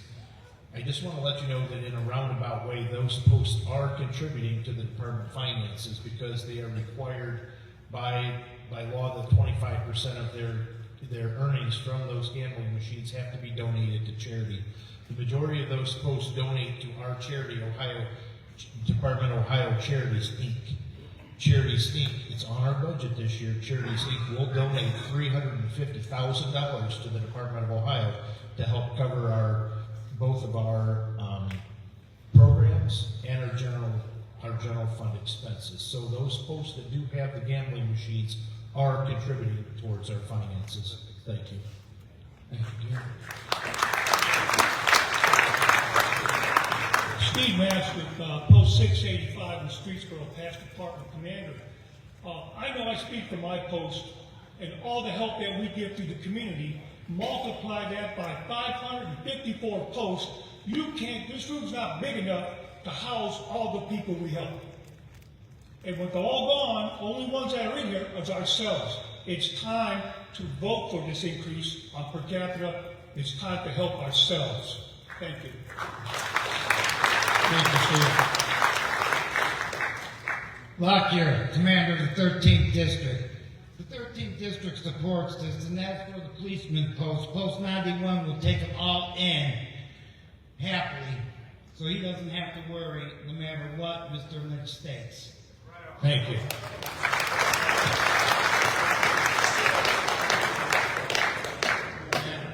Tom Stack, Post 389. We support this, and I encourage everybody to support it. This organization has been going through some changes over the last several years. We're fine-tuning our finances, we're fine-tuning our operation. We can't do that without the funds to continue to operate. There's only one way to do that, and that is this per diem increase. Thank you. Thank you.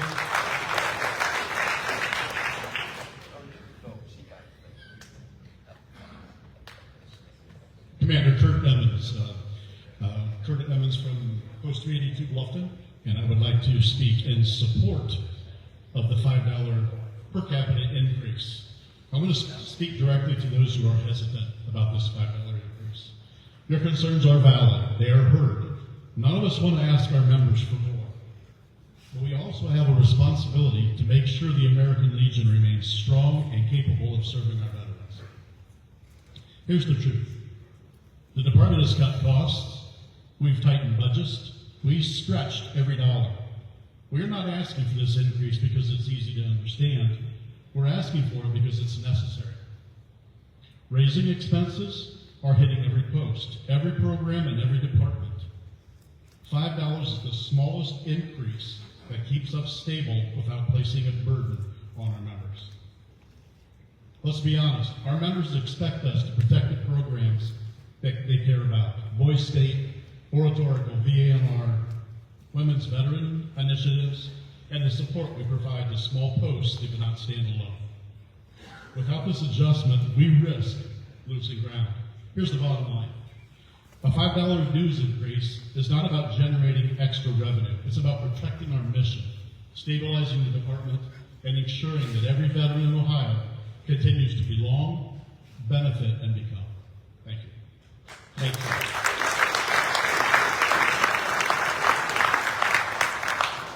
Any other discussion? Any other discussion? Hearing none. All in favor of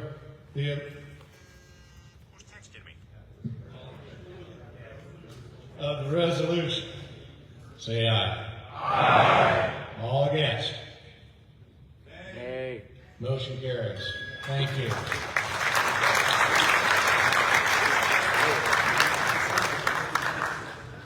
Now I'll go back to where I'm supposed to be.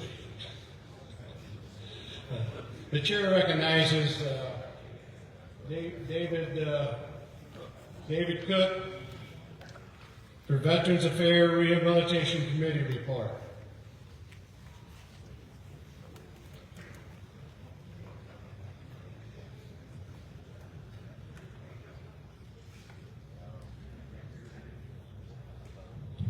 Good afternoon. Good afternoon. The Veterans Affairs Committee meeting met at the Glass City Center, Toledo, Ohio, Friday, July 10th.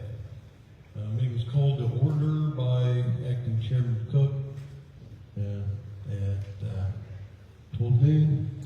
Meeting, Daryl Bishop of the 5th District gave the invocation.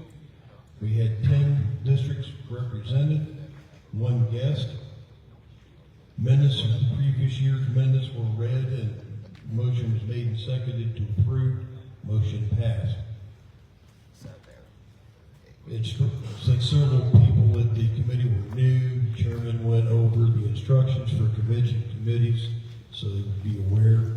The same with the rules and order of business. The floor was then open for committee reports. Tipper of the 7th District reported they had their Christmas party at Chillicothe VAMC, was well attended. They also had a carnival planned and has already happened prior to convention.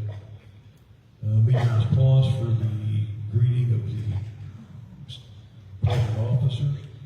Afterwards, Bishop of the 5th District informed everyone of the Christmas that was held at OBH. They were having a thank you celebration there on September 6th. He then gave an update on the Gifts for Yanks program and mentioned that it was disappointing this year that we only had 4 requests for special funding projects.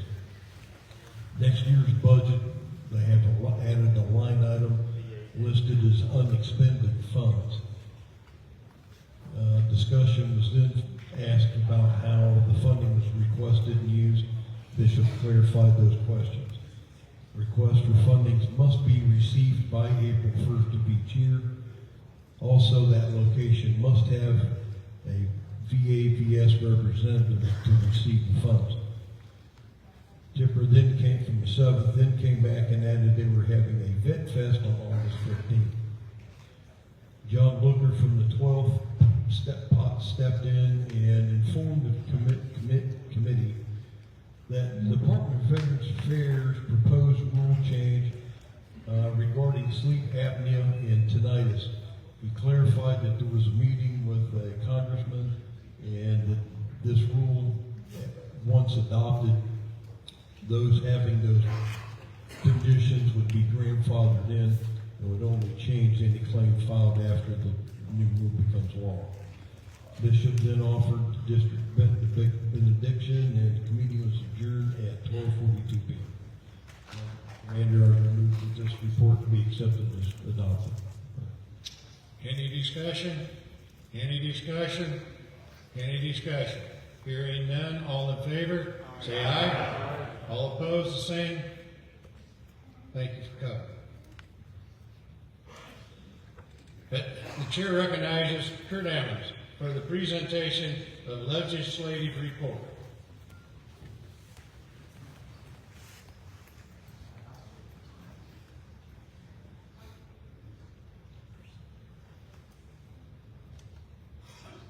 Good afternoon. The 2026 Convention Legislative Committee met yesterday, Friday, July the 12th at noon. We were tasked with finding a post and selecting the post for the winner of the James Cunningham Award. It was motioned and second that post number 228, Powhatan Point in Ohio, receive the James Cunningham Award. With no further business to come before the committee adjourned. I suggest and recommend that this minutes be approved. Any discussion? Any discussion? Any discussion? Hearing none. All in favor say aye. Aye. All opposed the same. Motion carries.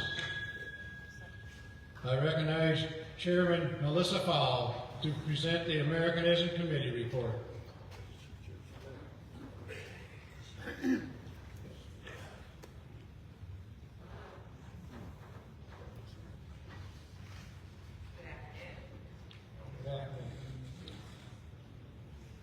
The Americanism Commission was meeting yesterday, as everybody else, at noon here at the Convention Center. I opened up the meeting and we had only 8 districts represented.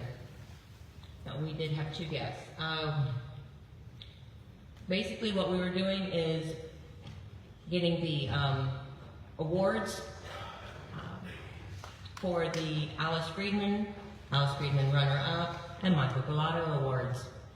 We did have a problem though in that we didn't have any narratives, and so it was recommended that we meet on this in our next meeting, which I believe is in August, and we're going to discuss that if we don't have any write-ups, narratives, that we will not be judging on these awards. But at this time, we went ahead and awarded the Alice Friedman Award to Huber Heights Post 200. Alice Friedman runner-up was 598 in Kettering, and Michael Galato Award was awarded to the Chanel Westwall Post 184, all of them in District 3. They were motioned and they're passed, and then we adjourned. That is my report, sir. I recommend that this be accepted as adopted into our files.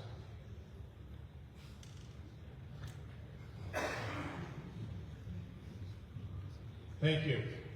Sir? I don't need any vote on nothing there, do I? Or do I? Yes. Okay, any discussion? Yeah, the Lord's already been good. Thank you for your report, Melissa. Yes, sir.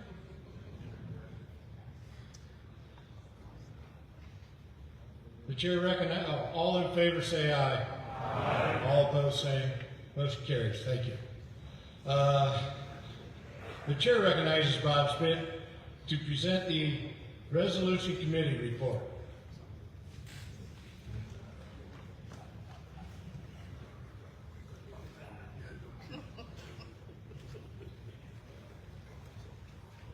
That mean I'm last, Commander? You're on the end of the tail. I almost fell asleep. Good afternoon. The resolutions, 2026 Convention Committee on Resolutions was held in Jefferson F, Glass City Center, Toledo, Ohio, 12 p.m., Friday, June 10th. The meeting was opened by Chairman Robert Schmidt of the 1st District. Ron Chapman of the 4th District made the invocation and the Pledge of Allegiance was recited. Jared Estep was from the 5th District was appointed Secretary. The following members were present. Well, we had 11 districts represented. We had 2 vacants and 1 no-show. Resolution 2606 was discussed and Ron Chapman, 4th District, motion seconded by Jeff Myers, 13th District, to recommend for the convention and amendments to Resolution 2606 to add honorary to the title.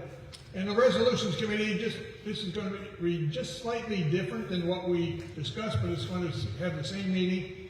I had to check with the parliamentarian, make sure we did it right, and we had to make some adjustments. So we're still doing the same thing, it's just in a different format. So the current resolution reads, resolved by the American Legion Department of Ohio and Convention assembled in Toledo, Ohio, July 10 through 12, 2026, that it approves and endorses the recommendation of the Detachment of Ohio, Sons of the American Legion, adopted at its annual convention in Grove City, Ohio, May 15th through the 17th, 2026, that Jeff Grable Sr. be elected past National Commander of Sons of the American Legion with all rights and privileges afforded that position, and that his family be presented with the past National Commander uniform cover, name tag, and colors.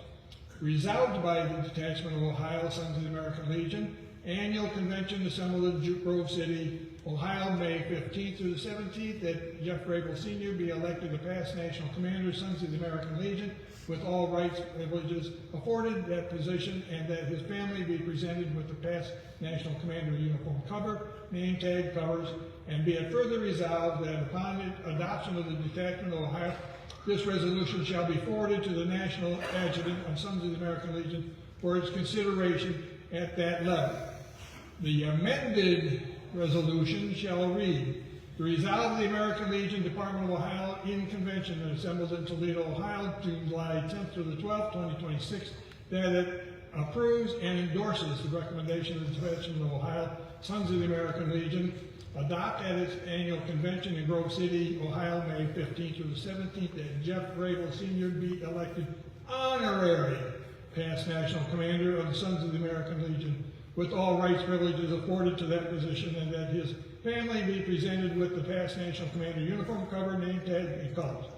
Resolved by the Detachment of Ohio, Sons of the American Legion's annual convention assembled in Grove City, May 10th, 15th to the 17th, 2026, that Jeff Grable Sr. be elected honorary past National Commander of the Sons of the American Legion, and with all rights and privileges afforded to that position, and that his family be presented with the National Commander's uniform cover, name tag, colors, and be it further resolved that upon its adoption by the Detachment of Ohio, this resolution be forwarded to the National Adjutant of the Sons of the American Legion for its consideration at that level. That motion passed. We had one other resolution to consider, and that's for the city of Toledo. Being recognized here, a resolution for the appreciation of the city of Toledo for hosting the 2026 Department Convention. Carl Swisher, the 12th District, motion, seconded by Jeff Meyer, 13th District, create a resolution for the appreciation of the city of Toledo for hosting the 2026 Department Convention. That resolution reads, I'll only do the resolved by the American Legion Department of Ohio and Department Convention assembled in Toledo, Ohio, by the City Center, July 10th through the 12th, 2026, that the city of Toledo be commended for its endeavors to providing a site for the 2026 convention. That motion passed. The committee was adjourned at 12:30 p.m. Commander, that's my report. I move that this report be adopted. And thank you for the opportunity, the honor of serving on your resolutions committee. Thank you, Robert. Okay, on the resolution for Toledo, Ohio, is there any discussion? Any discussion? Any discussion? All in favor say aye. Aye. All opposed the same. Motion carries. Now, for the Sons, all we are doing is sending this to the SAL National Committee. So, all in favor of, we gotta pass the amendment first. All in favor of the amendment, say aye. Aye. All opposed, the same. Now, let's pass the resolution to send it to the SAL command. Any discussion? Any discussion? All in favor, say aye. Aye. All opposed, the same. Motion's carried, folks. Thank you, Robert. No, we're not going another here. At this time, do we have any other resolutions to be brought to the floor?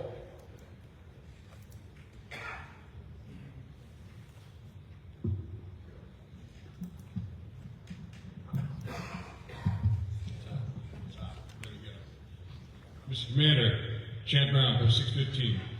Resolution I'm about to read was passed at 11 post 256 and then at the 4th District Pacific for its body. We ask that this body votes to accept this resolution and send it on. Whereas the American Legion is dedicated to honoring the service and sacrifice of all of the United States military veterans and supporting their families. And whereas far too many veterans have struggled with the invisible wounds of war, including PTSD, and have tragically lost their lives to suicide after returning home. And whereas these veterans serve honorably and deserve to have their military service recognized and remembered with dignity, compassion, and respect. And whereas the Forgotten War Memorial is intended to honor those veterans who lost the battle with PTSD and took their own lives, ensuring their service is not overshadowed by the manner of their death. And whereas such memorials provide a sacred place of reflection, remembrance, and healing, offering families a measure of closure, public acknowledgement of their loved one's sacrifice, and reassurance that their service to our nation will never be forgotten. And whereas establishing additional Forgotten War memorials in prominent public locations will raise awareness of veteran suicide, reduce stigma surrounding mental health struggles, and reaffirm the American Legion's commitment to advocacy, prevention, and support for veterans and their families. And whereas the city of Indianapolis represents an appropriate and impactful location to initiate expansion efforts, to be followed by development in the state of Ohio and other states with significant veteran populations, now therefore be it. Resolved by the American Legion Department of Ohio, Inc., and Department Convention assembled in Toledo, Ohio, at the Glass City Convention Center, July 10 through 12, 2026, that a duly authorized copy of this resolution be forwarded to the American Legion National Headquarters in Indianapolis, Indiana, for assignment and consideration by the American Legion National Headquarters. Resolved, that Loveland Post 256 urges the Department of Ohio and the national organizations of the American Legion to formally adopt the initiative plan, support, and fund additional Forgotten War memorials dedicated to honoring veterans who have died by suicide as a result of service-related PTSD and other invisible wounds. And resolved that the expansion phase of this initiative begins in Indianapolis, Indiana, followed by development in Ohio, and subsequently expand to additional states as determined by feasibility, need, and community support. And resolved that the American Legion establish or designate a committee or task force to oversee planning, site selection, partnerships, fundraising efforts, educational outreach, and long-term stewardship of these memorials. And resolve that the resolution be forwarded to the appropriate department and national convention for consideration and action. Mr. Commander, as a duly elected delegate of this body, I move to refer this resolution to the appropriate body at the national convention for consideration. Will the Sergeant at Arms please move the copy forward, and we will refer it to the committee for bringing before the body, resolutions committee, to go before the body for tomorrow.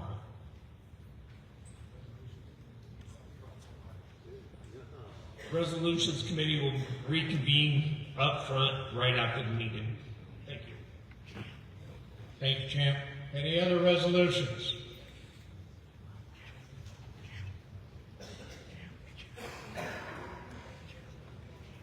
Go ahead.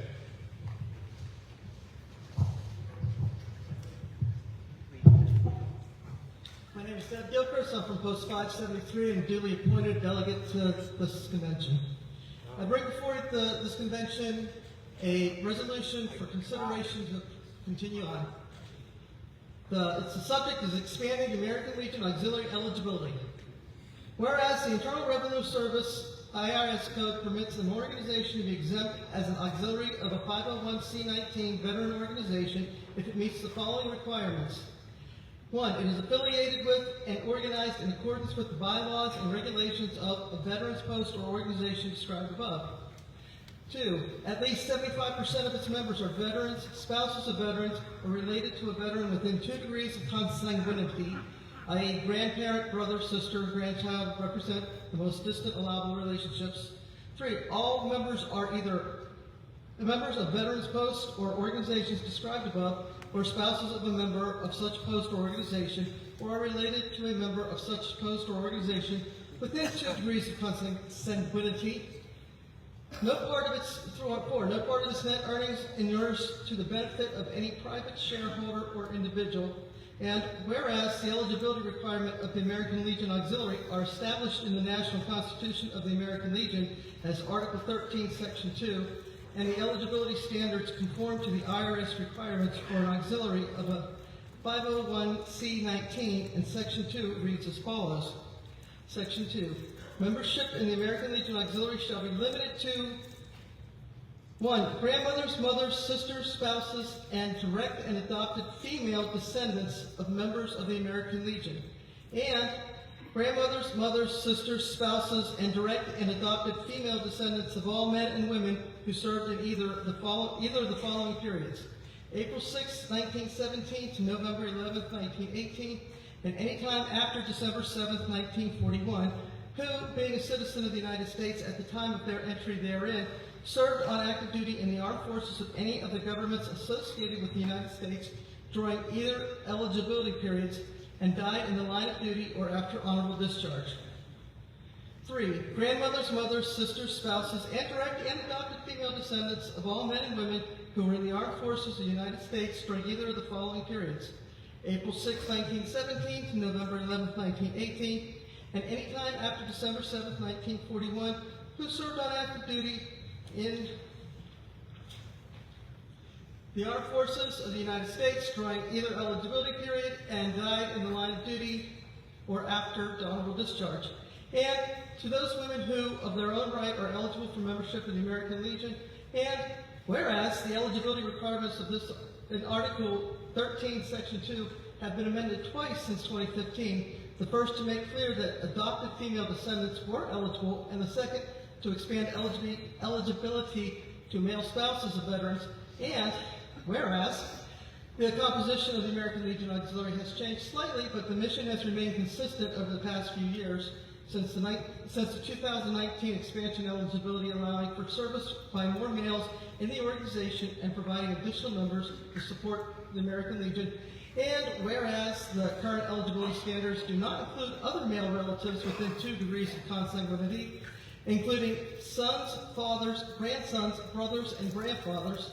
And whereas the inclusion of sons, fathers, grandson, brothers, and grandfathers would comply with the IRS requirement for an auxiliary of a 501c19 veteran organization and have no effect on the qualification for such status by the American Legion Auxiliary. And whereas the male family members support their veteran family members consistent with and similarly to the support provided by female family members, and whereas some of these male family members include fathers and other close relatives who have lost their family members in military service, and whereas expanding eligibility for all male family members will not affect the operations of the programs of the American Legion and provides increased ability for new auxiliary eligible members to support the programs of the entire Legion family. Now therefore be it resolved by the American Legion Department of Ohio, Inc. and Department Convention assembled in Toledo, Ohio, July 10th to the 12th, 2026, that it is recommended to the 2026 National Convention in Louisville, Kentucky, that Article 13, Section 2 of the National Constitution be amended to read,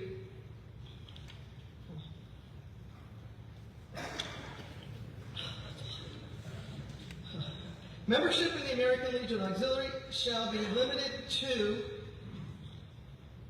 grandparents, parents, siblings, spouses, and direct and adopted descendants of members of the American Legion, and grandparents, parents, siblings, spouses, and direct and adopted descendants of all men and women who served in either of the following periods: April 6, 1917 to November 11, 1918, and any time after December 7, 1941, who, being a citizen of the United States at the time of their entry therein, served on active duty in the armed forces of any of the governments associated with the United States during either eligibility period, and died in the line of duty or after honorable discharge.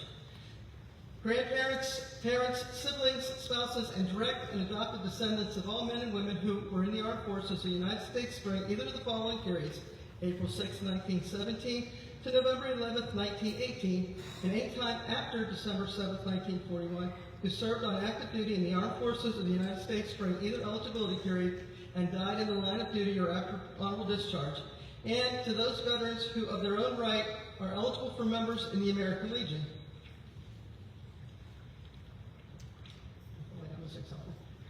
I present this to be brought for consideration of this body. Sergeant Arms, please bring that in. It will be referred to the Resolutions Committee meeting right after this session. Thank you. The department will now hear the reports from the officers who led the department for 2005-2016. Thank you for the honor of allowing me to represent you. Thank you.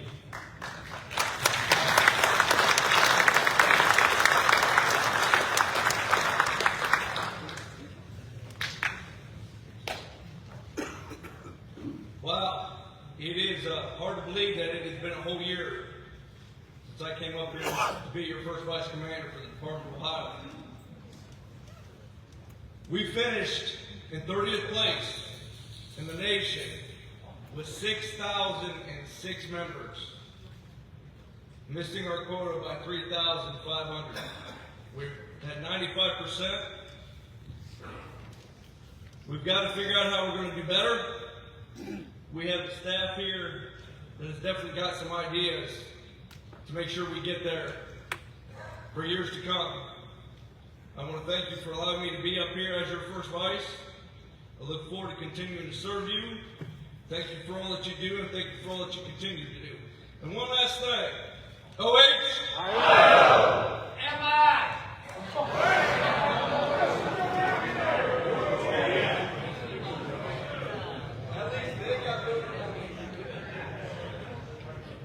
Yeah, I'm not going there. I just want to say thank you for a great year. Thank you for everyone who invited me out to all of your activities. It was a blast. I had a great time with all of you. I just want to encourage you, please make sure you're advertising to the community what it is you're doing. We do so many great things and the community doesn't have a clue. Make sure you're putting it on Facebook, you're putting it in the newspaper if you still have one of those. Make sure you're putting it on legiontown.org. National looks at legiontown.org every single week to pull articles for their magazines, for their national Facebook pages, LinkedIn, whatever. Get your name out there. Go to your community councils. Make sure they know what you're doing at the post. That is how we're going to grow, by everyone knowing what it is that we do. And we do some amazing things. And I thank you for a great year. Keep it going.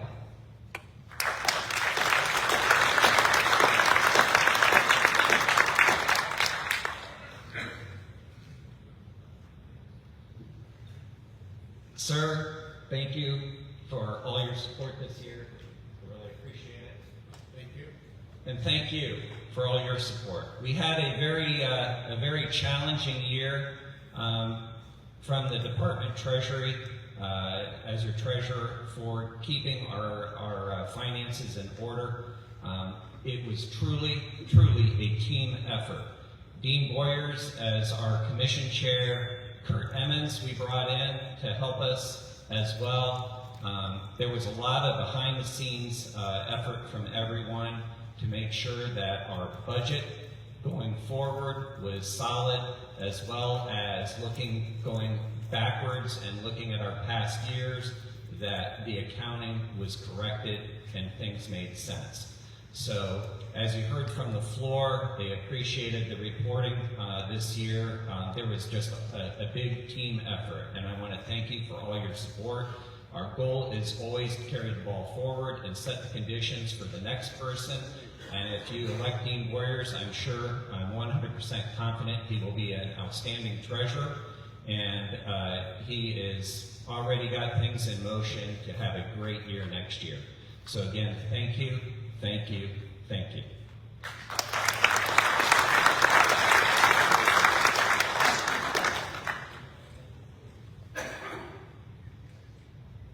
NEC Chairman Ron Chapman.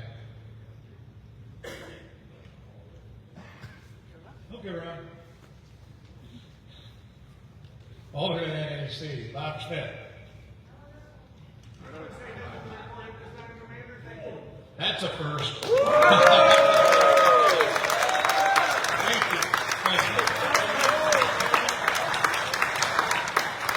you. Department.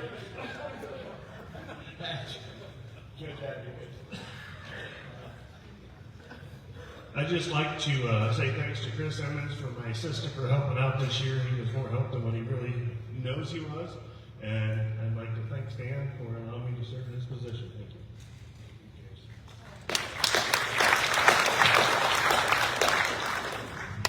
Parliamentarian, Gary Minadio. Thank you for allowing me to serve you this year. I look forward to serving you next year if we elect you. I want to thank all the districts, especially those in the districts that have taken up the process of looking at those constitutional bylaws rather than sending them directly to me, because I'm just not seeing many of them. So thank you for stepping up and helping those folks do that. We still have a few out there that are from 1933 and 1940 that are handwritten. And someone told me the other day they found one where it tells them where they're supposed to tie their horse up at the post. So it's nice to see how we change. In some ways we don't. God bless you all. Have a safe trip home.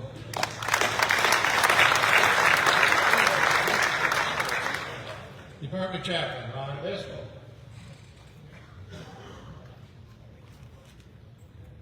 I've got a report.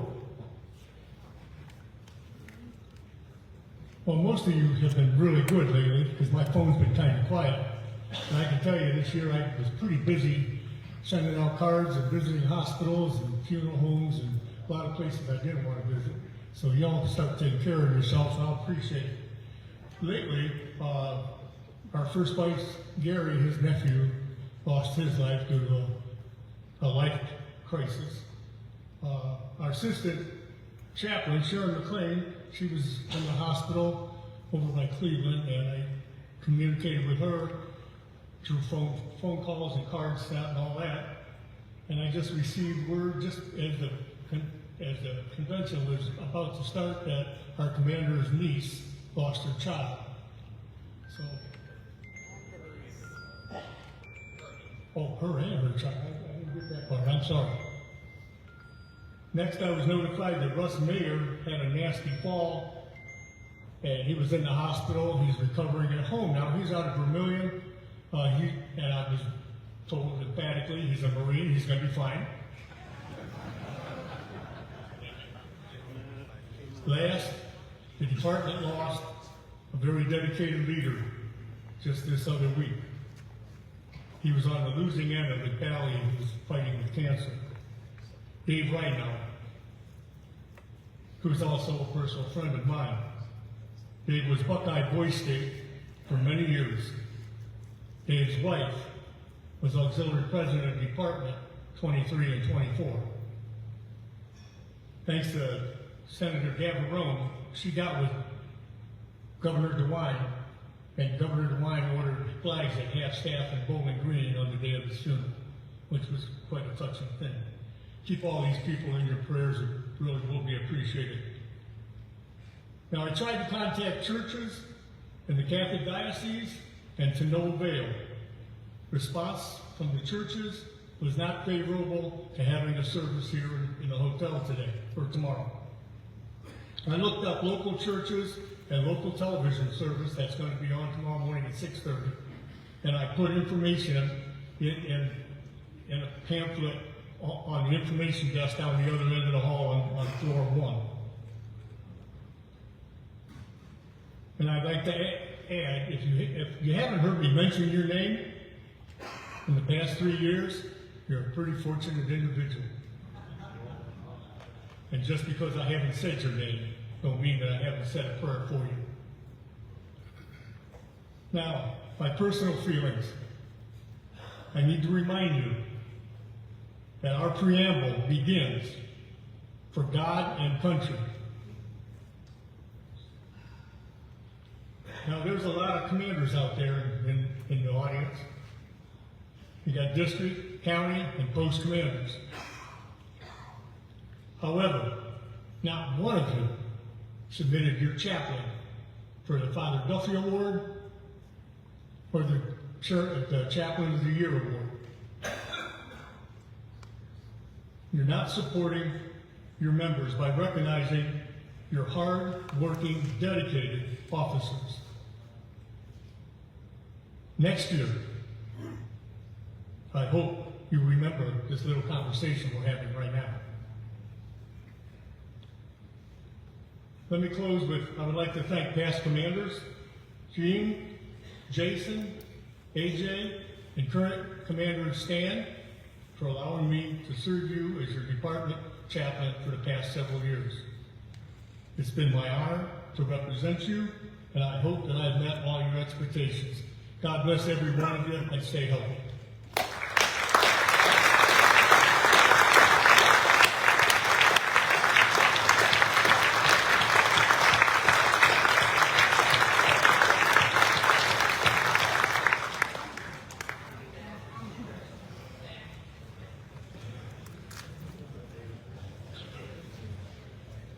Adjutant Robinson.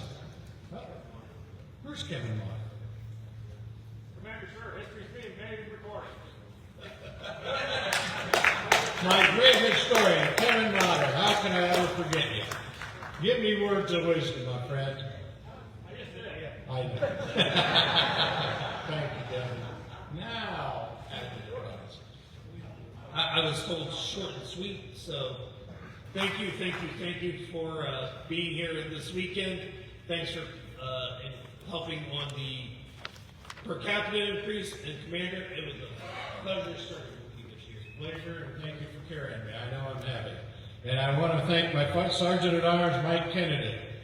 I have a lot of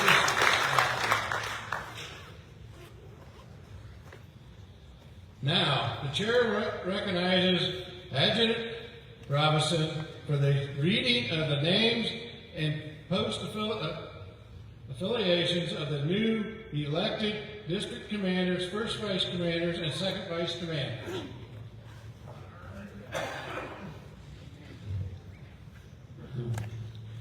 Great First District, Commander Bernie Rao, Post 541. First Vice Commander Jeff Hess, Post 384. Second Vice Commander Nicole Rush, Post 553. The Second to None District, Commander Kurt Evans, Post 382. First Vice Commander Thomas Tierney, Post 210. Second Vice Commander Brian Harriet, Post 241. The Thundering 3rd District, Commander Michael White, Post 707. First Vice Commander Robin Latson, Post 776. Second Vice Commander Eric Kelly, Post 776. The Fabulous 4th District, Commander Steve Bauman, Post 256. First Vice Commander Sylvia Thweet, Post 72. Second Vice Commander Jason Schnarrenberg, Post 550.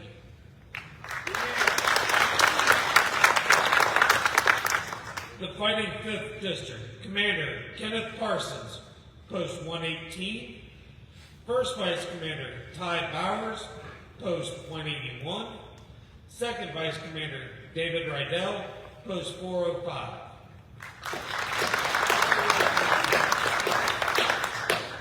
My home district. The Sizzling District, Commander Keith Smeagol, Post 518. First Vice Commander Robert Decker, Post 92. Second Vice Commander Bill Berry, Post 401. The Magnificent 7th District, Commander John Conley, Post 23. First Vice Commander Richard LaValle, Post 23. Second Vice Commander Elaine Salsworth, Post 25.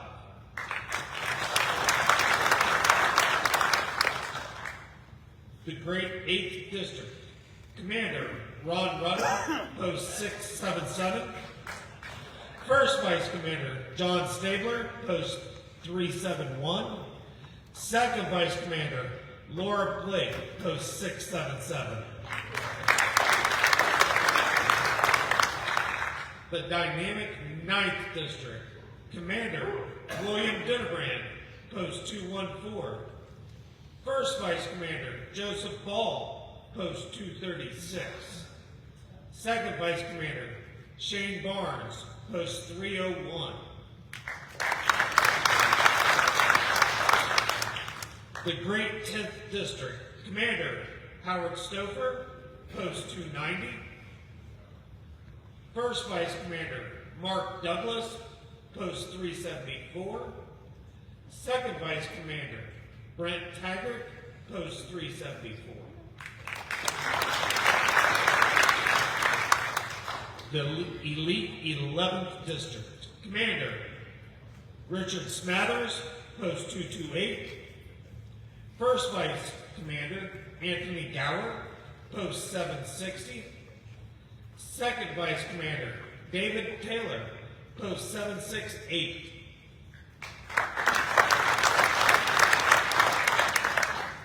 The Leading 12th District, Commander Joseph Woodrum, Post 164. First Vice Commander Jason Norris, Post 164. The Tenacious 13th District, Commander James Lockyer, Post 91. First Vice Commander Kevin Conlon, Post 738. Second Vice Commander Jason Nye, Post 421. The phenomenal 14th District, Commander Jacob Marks, Post 449. First Vice Commander Russell Chapman, Post 566. Second Vice is Baker.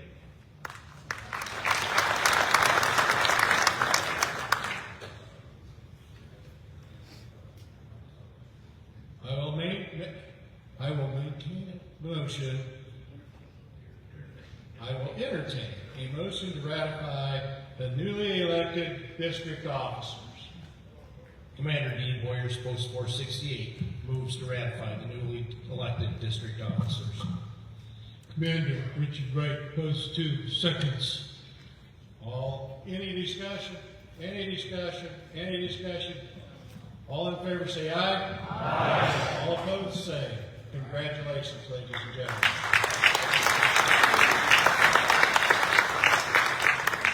I call upon Adjutant Robinson for any announcements. Thank you, Commander. First thing, Resolutions Committee. Please meet right here in the front, right after this, and we will iron out those two resolutions that just came through.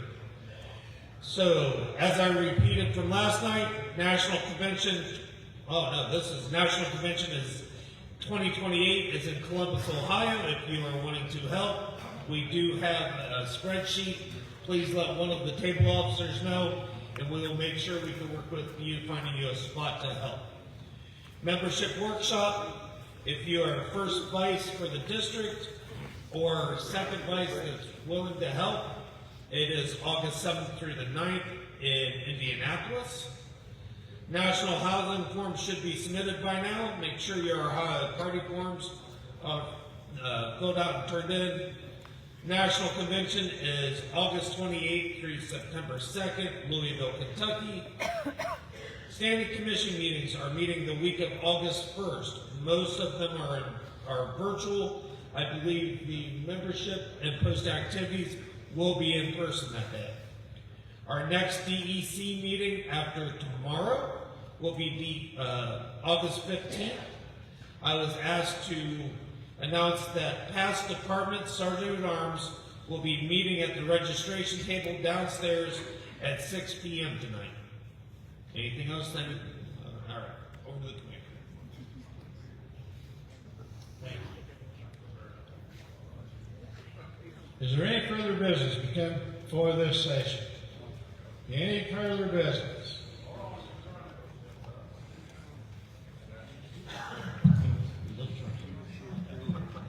Don't attack Joyce. But I like it. Joyce Hannon, Post 459. I'd like to bring before you again last year. Probably some of you will remember. I read up Post 504, which was closed as of now, 5 years ago. As of July 2nd of this year, the Post property is still in the name of Post 504, although we have gotten the squatters out, we did do that. And the three other lots there are still in the name of 732, which have been closed for 15 years. This still has not been finished, and it's been an entire year.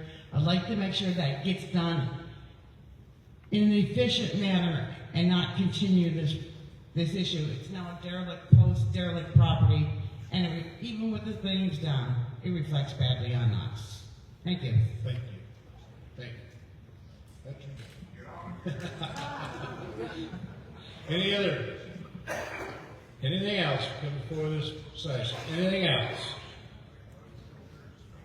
The chair recognizes the department chaplain, assistant chaplain, Sharon McCain. Yeah.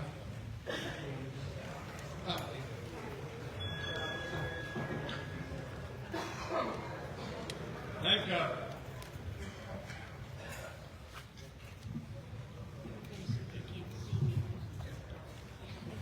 Stand over here, sure they can see.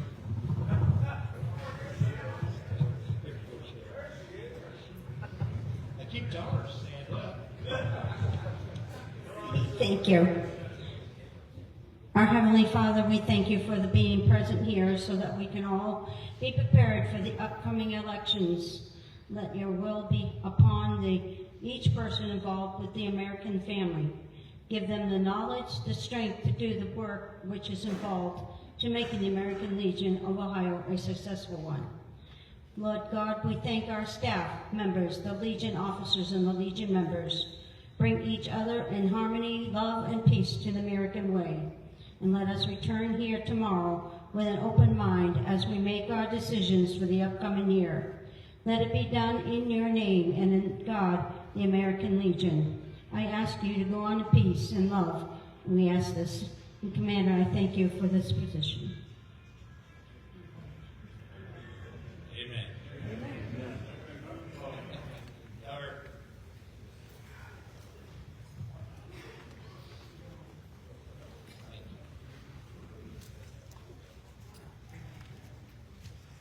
This recession will recess until 9 a.m. tomorrow morning, Sunday, July the 12th. You're already standing. Hand salute. Two.